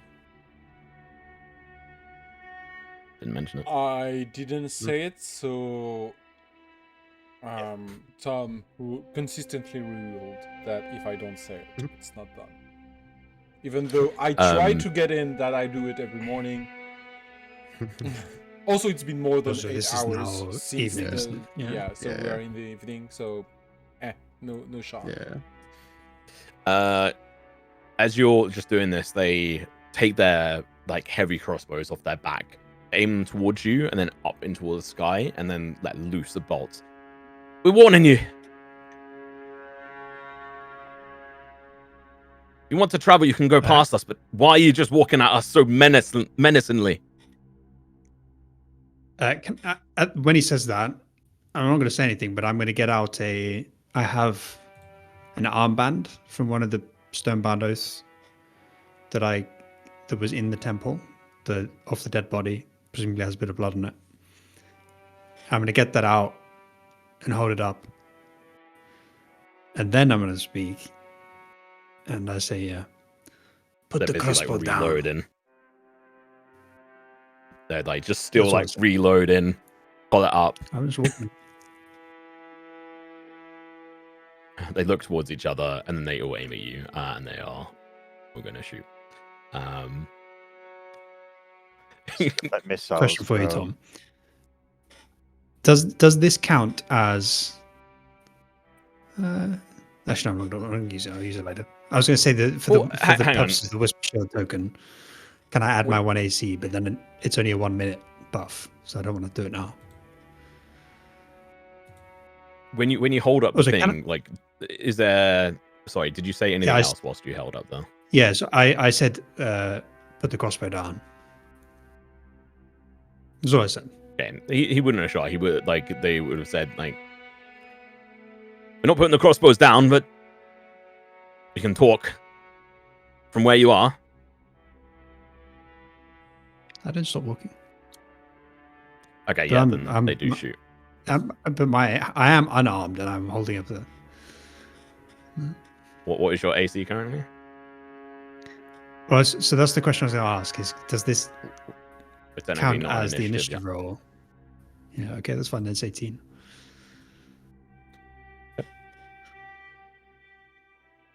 Do all 3 fire at him, or is it like spread to Tal as well, or is it just one guy? All 3 of them. Can I make an unarmed strike on the ground so I increase my AC to 20? So you are going to take 2 bolts. One of them misses. You take 14 points of piercing damage as 2 bolts. I'll use my reaction to deflect missiles. Okay, which one? Well, the one that hit me.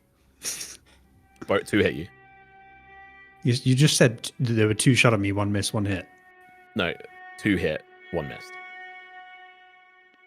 They're all firing at you. All 3 are firing at you. Yeah, but you just said it did 14 damage. So is that 14 damage spread across both of them?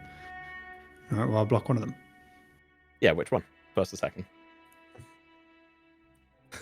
This is because one of them's done like 1 Does it damage matter? and the other's done 13. Or Yeah, It does matter, yeah. The one that's done more damage. What?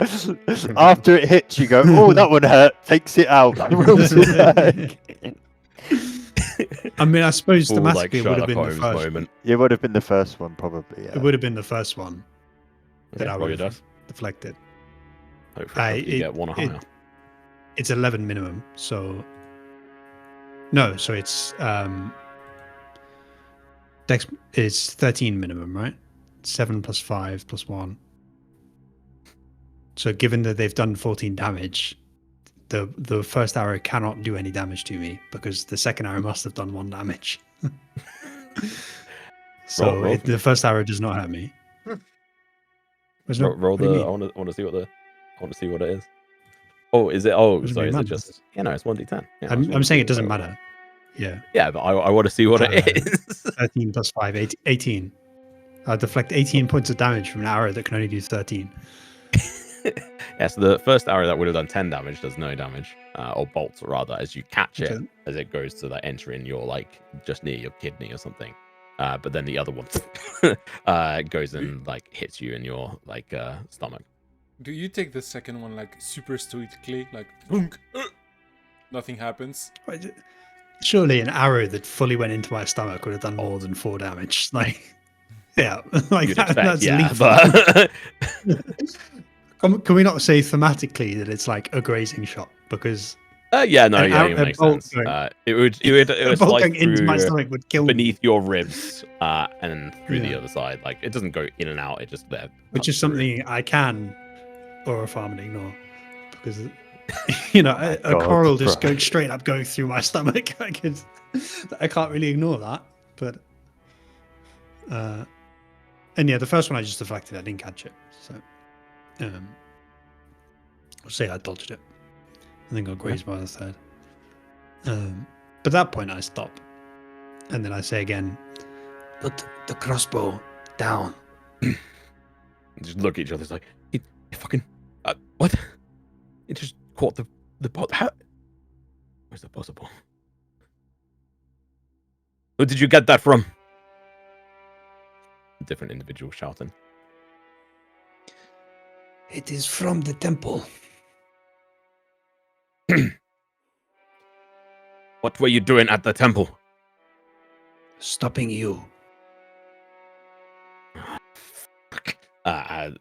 They are continuing to load heavy crossbows. So at this point, I'm going to need you to roll initiative. So just do a dex once. We'll be doing this theater of mind. And can I have all of you guys roll a dex check for me? Given I've already been shot at, can we consider that I can just use the token to make this advantage? Because normally I have to be after someone in an initiative roll to use it, but we need. Yeah. You two at the front. One of you needs to stop their cart. Just FYI. There are a couple of guards. Even if you go after them, you're just gonna like punch their fucking lights out. So. How do I do like pick best? Oh, you just do a dex check here. Thank you. Makes sense. Where's the button gone? Holy shit, Figgle. Yeah. Lucky.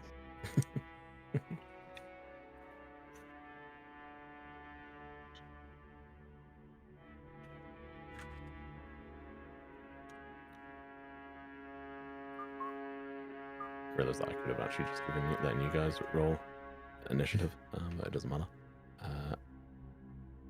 Sophie, you got 21. And Tao, you got 13.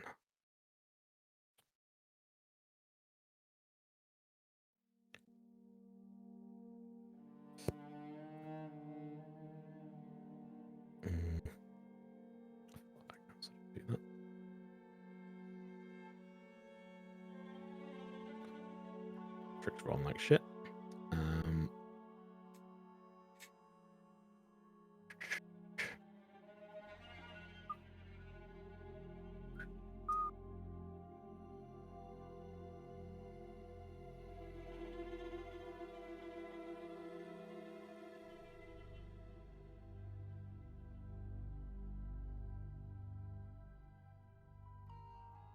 Keep forgetting where the button is.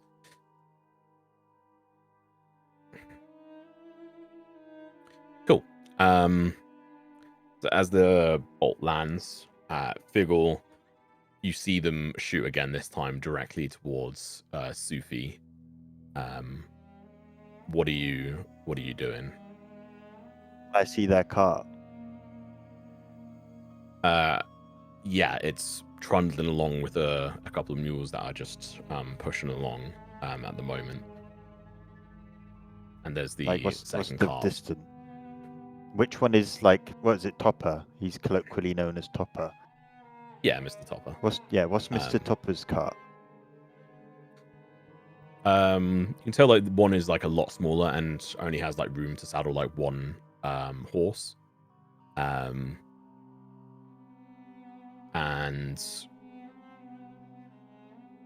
just for Roy's Lauren? No. So crossbow experts, whatever the thing is. They're all crossbow experts. The first, well, no, the second cart is smaller in frame and is housing one like horse that is pulling it along, which you would know from descriptions from Mr. Topper. Like his one is, a smaller cart that is meant just for himself and his wares. And how far away is that? Big cart. Probably from you about 600 feet. Okay. I will go after the cart and not make an attack or anything against the guards. Okay, so full 70 feet of movement. Yeah. Well, I guess I'm moving the cart as well. It's me in the cart. Trix would also be probably in the cart, to be fair. Okay, so I can leave the cart in Trix's hand. No, wait, no. So Puckle's also in the cart as well. Yeah, you left the cart to go after the guys. It's me and Trix on the cart. I didn't leave the cart. No, I've been. No, it was only Tal. Yeah. Okay, Tal and Sufi are on foot, and everyone else is in the cart. Okay, my bad. Yeah. Yeah. But I'm just going to the cart. I will use my movement or my action or whatever to move the cart as forwards as much as possible. Okay. Yeah, it would move what, 40 feet? Can a cart dash? Dash movement on it. Technically, yeah. I can't remember if I put that on here. Yeah, can you make a animal handling check for me? Sure. Will I put on this? I haven't. I'll change up the music a little bit as well. Can I do a land vehicle check? Because I'm proficient in that. No. No, but you'd have advantage on. Okay. Great. Thanks for the advantage. What? Just let me do a land vehicle. When am I ever going to be able to use a land vehicle? Find another car or I'm going to find a dwarven cart in one of their fortresses, like at level 20. That's called a car. Combustion engine. Yeah. Whatever. Well, no, so like you don't have. Oh no, you do. Okay. I do. Do a land vehicle check on top of that then as well. Okay, thank you. That's very kind. It'll be as well as that animal handling check. Oh, flipping heck, bro. I really was expecting the one. Still a 12 though compared. Rolls of 4. Yeah. Cool. Yeah, you managed to move them that one turn, but like, no, they're already rushing. You're already rushing at speed. We got momentum. So yeah. I would say yeah, that's fair actually. So yeah, they would move the full. Is it 40 or is it 30? What is the speed of the cart? It is 30. So you move 60 feet. With that towards them. Yeah, you're still going to be a ways away. That's everyone. Everyone moves 60 feet closer. Yep. Yeah. Next up, Sufi. They're ahead of you at the moment. What are you doing? You still attacking? Well, are you going to attack? Sorry. Oh, how close am I to these people at this point? I continue to walk 100. Because you'd walked essentially your initial movement speed. So you'd be, 160 feet away then? Because you were 200. And then I said, then we went through that part where you then walked closer.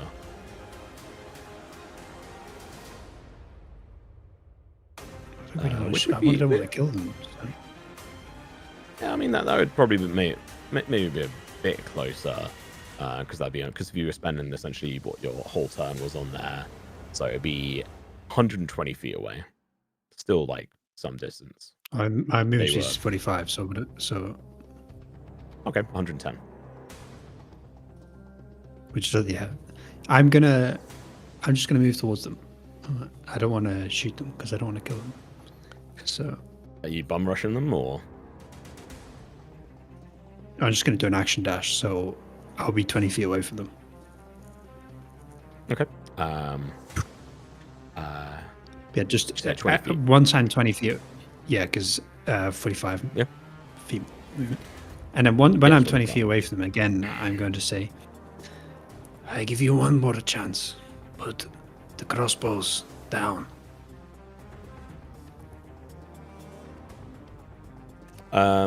Make an intimidation check. My high charisma is going to come in so handy here. Come on. Above average. We'll take it. Okay. One of them stares at you. It's just like,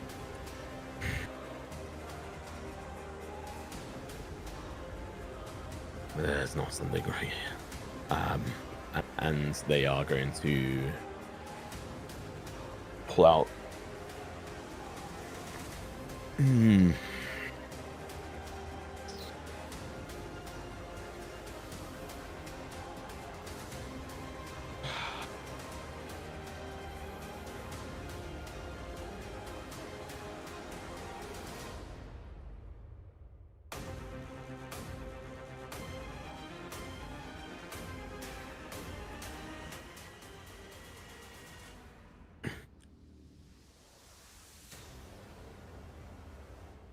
This individual looks to his left, to the individuals.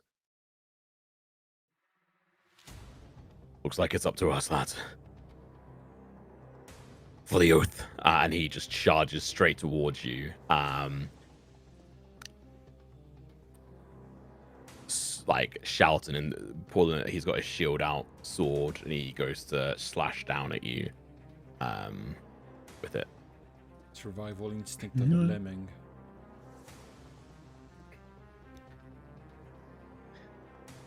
What's your AC right now? That is right.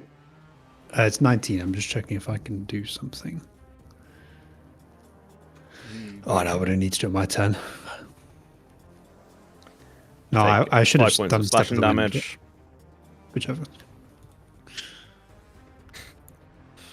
I should have dodged. This guy's rolled out of his mind. So you take 5 and then you take 11. So you take 16 points in total of slashing damage from this guy. That's fine. He's like, you shouldn't have come. And that's his go. Oh, Puck, it is your go. You're currently on the cart. You are 60 feet closer. Like what? From the cart as well, which is then carried on moving. So you're about 400 feet away from the fight, and then from the cart, you are 540 feet. Okay, so there are many people with Fracker right now. I misunderstood completely what was happening. I would have joined the others. Sorry. Okay, well then we can have that where you are closer as well, if you wish. Yeah, because my whole thing was not leaving Fracker alone with all things. I just didn't want to get double crossed. And yeah, you could have essentially used that initiative anyway to make sure that, you know, Figure was going to stay, or Trix, and Trix was going to stay. So yeah, we can say you were closer. So you would have been, just to keep it in fairness of having Sufi lead it, and you sort of lurking around behind near Tau, even though you do obviously have faster speed just because of try and keep it where it is. You would be, you and Tao would both be at about 100 and. Sorry, I said, yeah, he moved both of the distance, which was then 110 to about 150 away.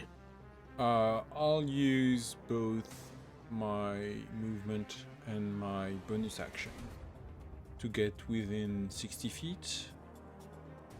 Okay. Wait, no, I can't do that because you said I'm 110? No, that was Sufi, so you're about 150. Say 140, I'll be kind of. So yeah. I can move 60 by doing this, so I would get within 90 feet, which is not close enough. So I guess I will dedicate my whole turn to getting closer. What are you trying to do? I just wanted to get close enough to chuck something at them. But okay. I need to be within 60 feet to do that, so... Oh, your Psychic Blade 60? I thought, oh, it is. I thought it was 90 for some reason. No, it's 60. No, that would be insanely broken. You don't want that. No, I don't. Yeah, I'll just use my whole action, movement and bonus action to get within, so I can move 90 feet, so I get literally within 60 feet.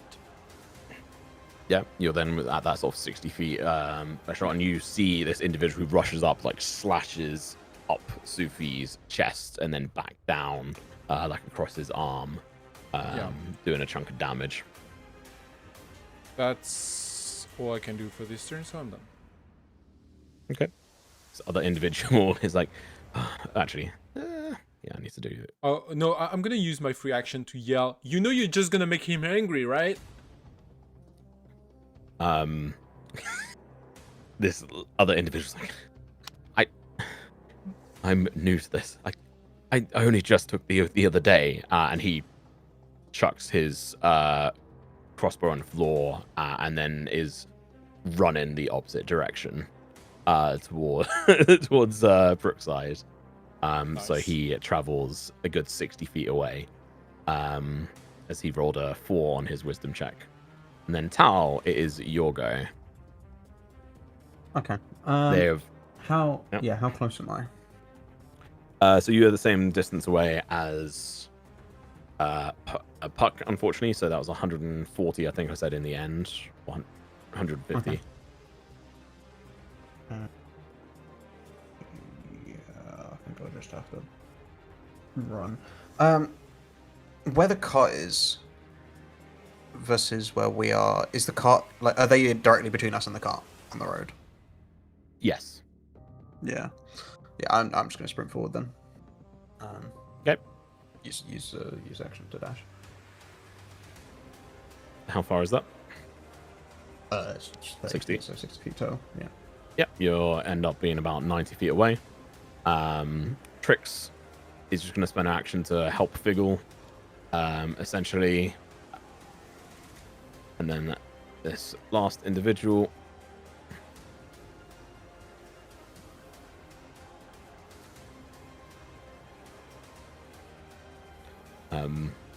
It's like, oh shit. Hang on, John. I just joined as well. Like, he turns and like he's got his crossbow with him, and he's just running off as well in the opposite direction with this guy, leaving this one individual who was like, I'm a badass. We've got this. For the oath. And then his two comrades are just like, he did really well, to be fair. He did like a really badass moment of like fucking cutting up a Qatari. But unfortunately for him, his two comrades have turned and run 60 feet in the opposite direction. So we come back around to your go, Figgle. You can see is two guards 480 away now. So you moved 60 feet. And Trix helped me move the cart. No, she would help you, but the cart can only move like once in a go. What do you mean how did she help me then? So whatever you do next, you've got advantage on. Like, whatever I do next. Essentially, she's giving you the help. No, okay, right. Okay, what I was going to do next was fling a whippet chain at the cart, which is within my 600 meters disadvantage range. But if you just said whatever I do is it advantage because of the health action? Then that's at a normal roll. Which obviously I don't think you should. On that. Yes, No. I know. Yeah. Health action doesn't work on. I'm still gonna do that. Thanks. Just a disadvantage because it's a cart. I'm aiming for the wheel of the cart. Get it in the spokes. Okay. Oh my. Oh. Shit. Yeah. Yeah. Why do I roll a 1 every session? Every session it feels like. Next level, you're gonna get sharpshooter, and Tom is gonna rue the day he gave you a 600 feet long range weapon. But yeah, you lob I mean, I've got one as well. the bowler, as it were, and it just flies off into the forest, and you hear a small yelp. Whether it was a humanoid or animal of some form, but something was hit. All right. Well, I have another Be attack. glad I so wasn't let's there, run it back. 'cause-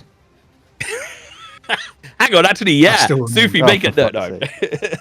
I'm It's making a 13 perception enough check. to hit a cart. 1 and a 3, goddamn. Well, you did have disadvantage, huh? Let me check because I don't even. You don't know the AC of a cart off by heart? Surely Well, our as a cart GM, you know is medium and it has an AC of 16 and then says 10 under it. So I don't know what that means. I think 10 is like the minimum it can be. Yeah, no, that would. Oh wait, the parts. Wait, the parts have different ACs. The wheel is AC 14. Hang on. You can't just. Are we playing by the change- same rules? You No, can't our change cart. the I'm looking at target. our cart. No, I said I was Well, aiming for the wheel. it Give me a didn't- break. Okay. Yeah.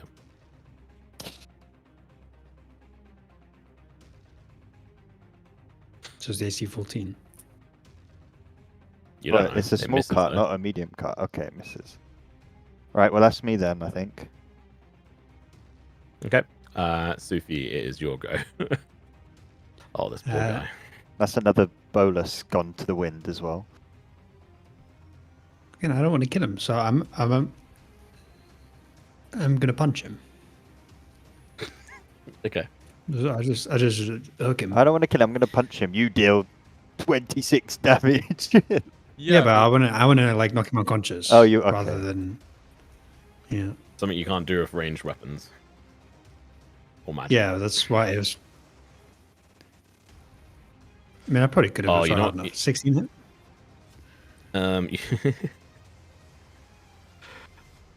You know what's funny?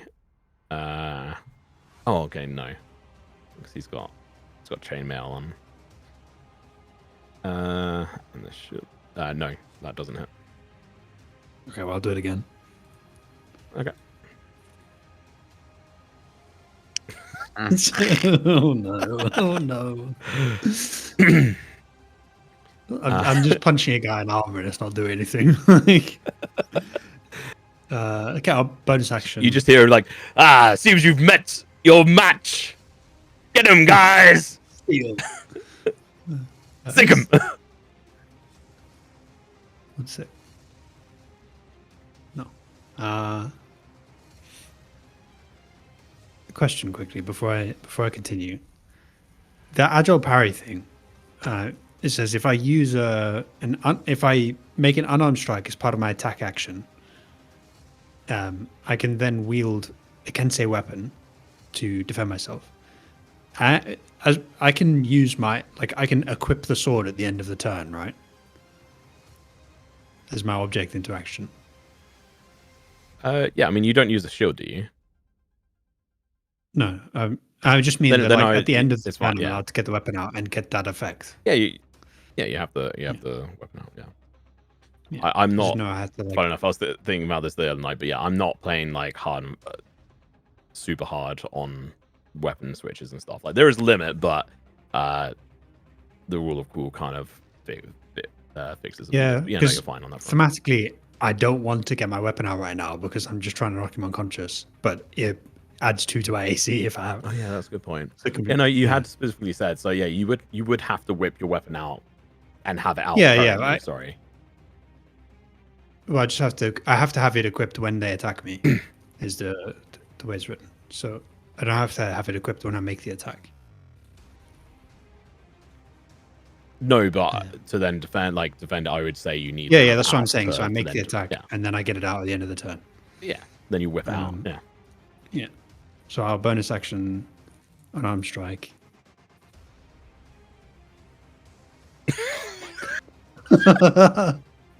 He's like dodging it. You scratch against his like shield. He's like, ha! Your weapons are no match for mine. This guy is just fully like youth boxing champion. Yeah, just like dodged it, fucking diving.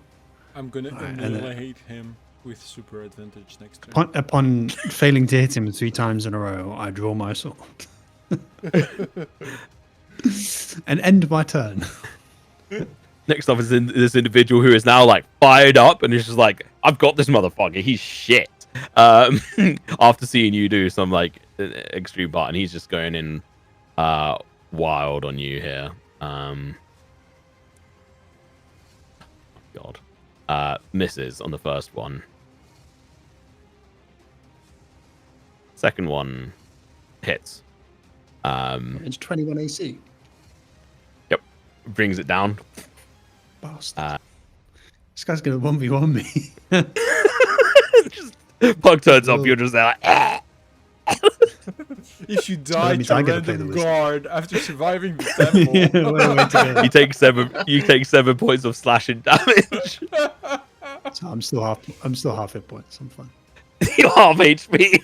Half HP against the fucking guard. Yeah. There's 3 of them. The 2 of them have run away. Yeah, but they shot me earlier. They didn't shoot me before running away. Puck, you can see this individual who's going wild. He's like dodging some of the blows from Sufi. Leans up, slashes up through like his clavicle on his last hit. Tries to backhand him, fails miserably, goes back, and he's like looking badass in this moment, completely untouched, unblemished. I'm going to steady aim to gain advantage. Okay. Because fuck this shit. Insta-kill this guy. And then I'm gonna throw Psychic Blade at him, I guess. Hope it's a fucking crit.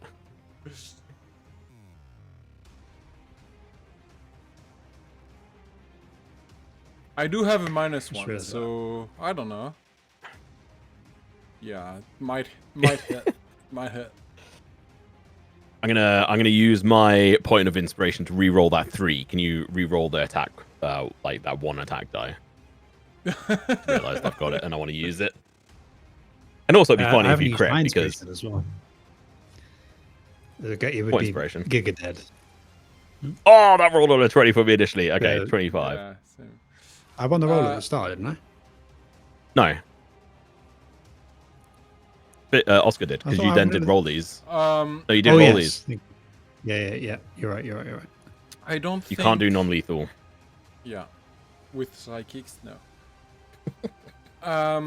Actually... You eviscerate this guy's mind non-lethally. I think that would be up to you as a DM, because personally I would say that if there is one ranged weapon that could, it would be like a psychic dagger. But you do you. This literally destroys the guy's mind. Yeah. And in any case, I don't want to do non-lethal, so that's an important. Love it. All right, roll your damage. Roll your damage. I want this to be bad. So desperately. Oh my god!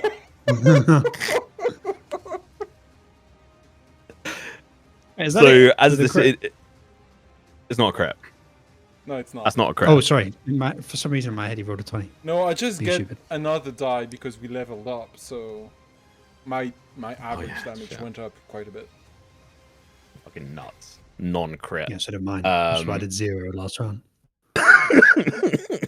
So as this individual is like dancing around, Puck, how do you throw this? Do you say anything as you lunge it? I think like I'm quite literally like watching kind of in disbelief because I've never seen Sufi struggling so much, and I'm like, what's happening? And I'm just like, well, okay then, and I send the thing, and I'm kind of fully expecting that guy who is being like such a hero to just dodge it, and so I threw it, and the thing just effortlessly sank into the armor, through the gambeson, and just rends his mind, and he starts screaming, like blood pours from every orifice. And I don't know if he dies, but there's more of like a yelp, and as he's like facing down on you, Sufi, blood just starts trickling down his nose. His eyes roll back, and he falls forward straight onto you, and he is unconscious / dead. You got him. I'm done. You then moving? I can't move because I use steady hand. Okay. This individual is gonna turn around and be like, "Oh god," and runs another 60 feet. And then Tao, it is your go. I think just carry on running. Yeah, I think he's gonna keep running, but he's also like, he thinks he's misjudged Sufi, and like the sparring was like somewhat close, or like it was very close, and so he thinks that he's now just really judging Sufi. I was there desperately trying to keep this guy alive, and I'm getting judged for it. Like, sickening. Well, no, all he saw was you missing from the distance, like. Yeah, with his fists against a guy in full plate armor. Oh shit. Yeah, I think you just keep running. What does it mean to move these? Okay. Why is he? I didn't mean to mark that. Cool. You run 60 feet. Trix does the help action again. The cart had already had continued to move on 30 feet, and so she would have carried on. Actually, yeah, she would have then taken over. And we'll do just very quickly.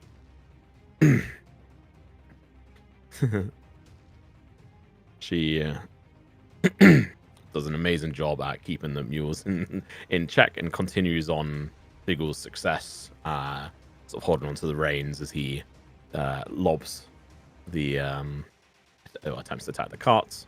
The cart then moves an extra 60 feet forward in total that round.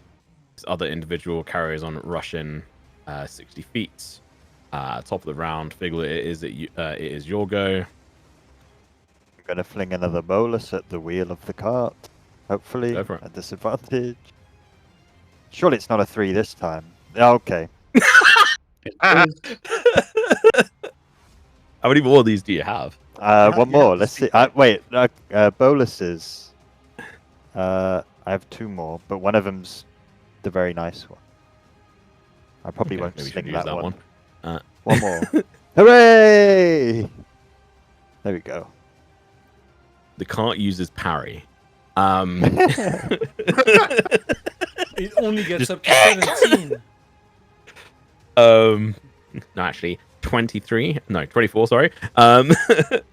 Yeah, cool. So connects, wraps around it, and as the car is moving forward, it doesn't break it. It does a. Oh, actually, yeah, roll damage. Sorry. Okay, I don't think I can break it, but that's not the goal. No, yeah. Cool. Yeah, on this one, it doesn't break it, but what it does do is tries to lift around. It gets stuck. Should we do the let's do the chiming impact.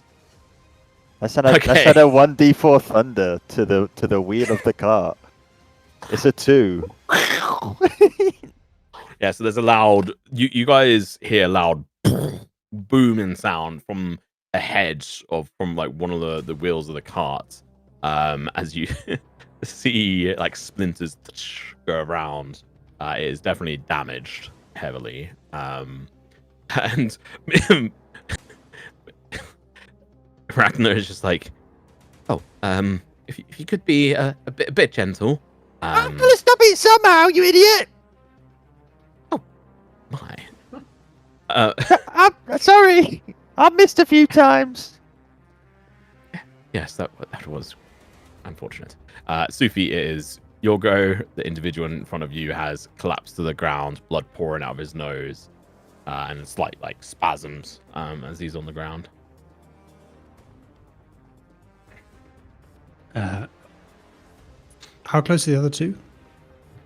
120 feet plus 20, so 140 feet.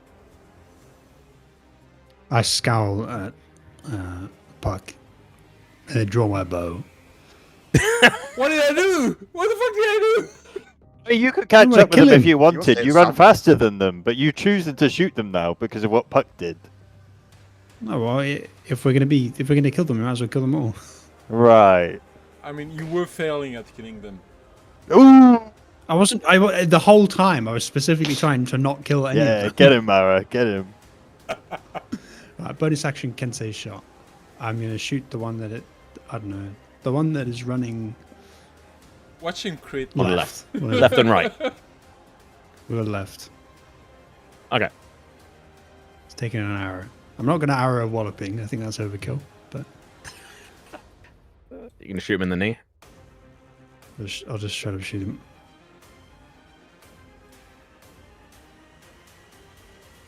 Oh my god.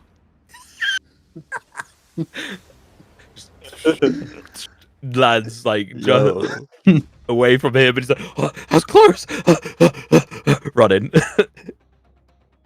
Oh, it was almost a 1. That would have been so was fun. I mean, about why to did I use up It was my so close. inspiration? If that was a 1, I will turn off my computer and go to bed. I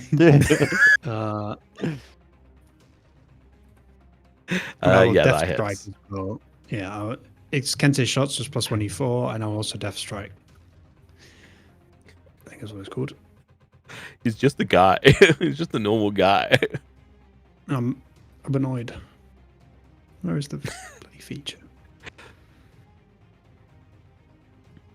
Where has it gone? The one Oh, with the well, blade? if it Yeah. doesn't exist, When you you hit a don't get it. target with a Kensei weapon, you can spend 1 key point to cause the weapon to deal martial arts die, which is D6 still, right? Is it still D6? When What does it die, change sorry? to the 8? The martial arts dice. Yeah, should be. Oh, yeah, D6, it's I like think. level 11 or something like that. I think where it changes. 14 damage. Brilliant. Yeah, he's like, hit him in like the back or something. He's like, I'm running away. Leave us alone. As he's still seemingly trying to continue on. I'm going to run towards our actual target, which is the cart. 45 feet. And my turn. Okay. Puck, it is your go. So I'm too far away from either of them. They are, right? yeah, they are 200 feet away from you because they ran 60 feet. I think I just And they were 20 feet away from you, yeah. leisurely walk back to the cart. Like, I'm done with this. Like, they are just running away. We just need to get to the cart now. So I'm just going back to the cart, to our cart, because like, yeah, this is done. Oh wait, no. What am I saying? I'm gonna go to the guy I killed and loot his pocket. What am I saying? He's like, coughing out some blood still at this point. He's still in the throes of death. Oh my! I'm losing my touch. Help. I'm sorry. You're kinda dead. I can't do anything. You just searched his pockets. Yeah. Can you roll an investigation check for me, please?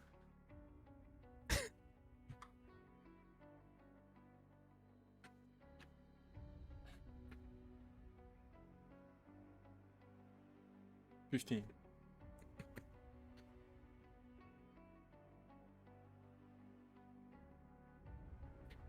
Fine.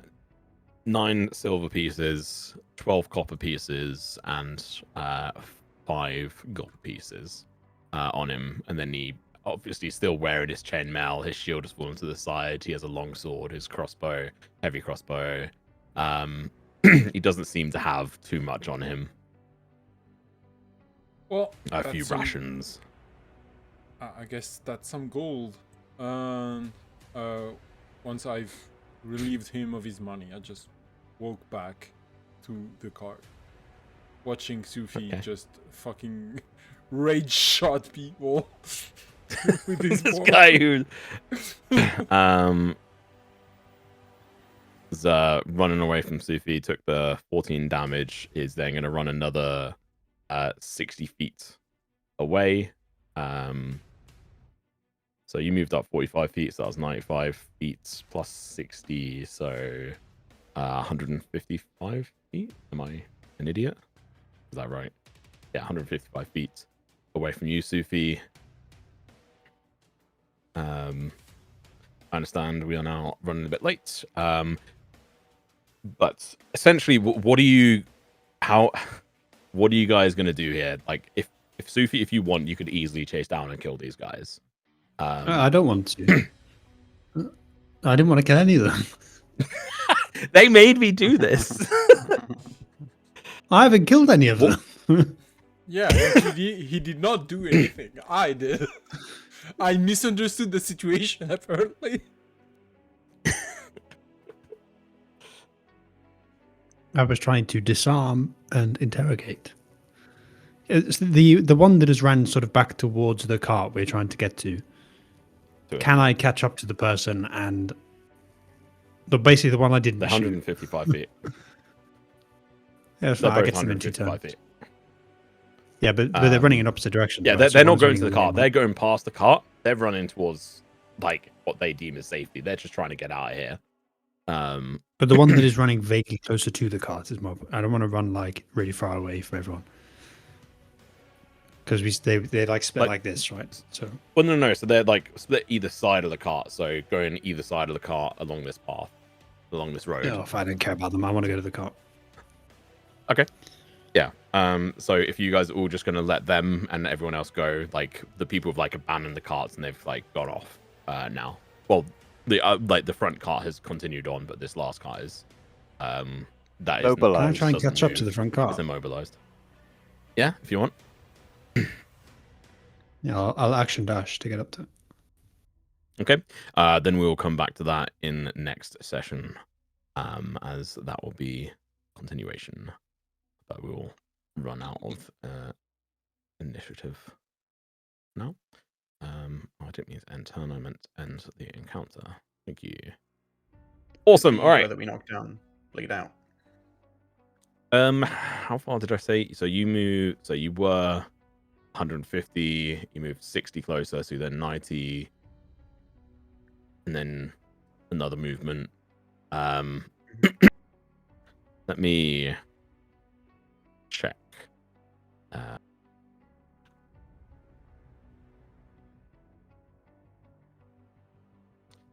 Yeah, as you like get towards him, he fails his one death save he has, and you just see him and turns.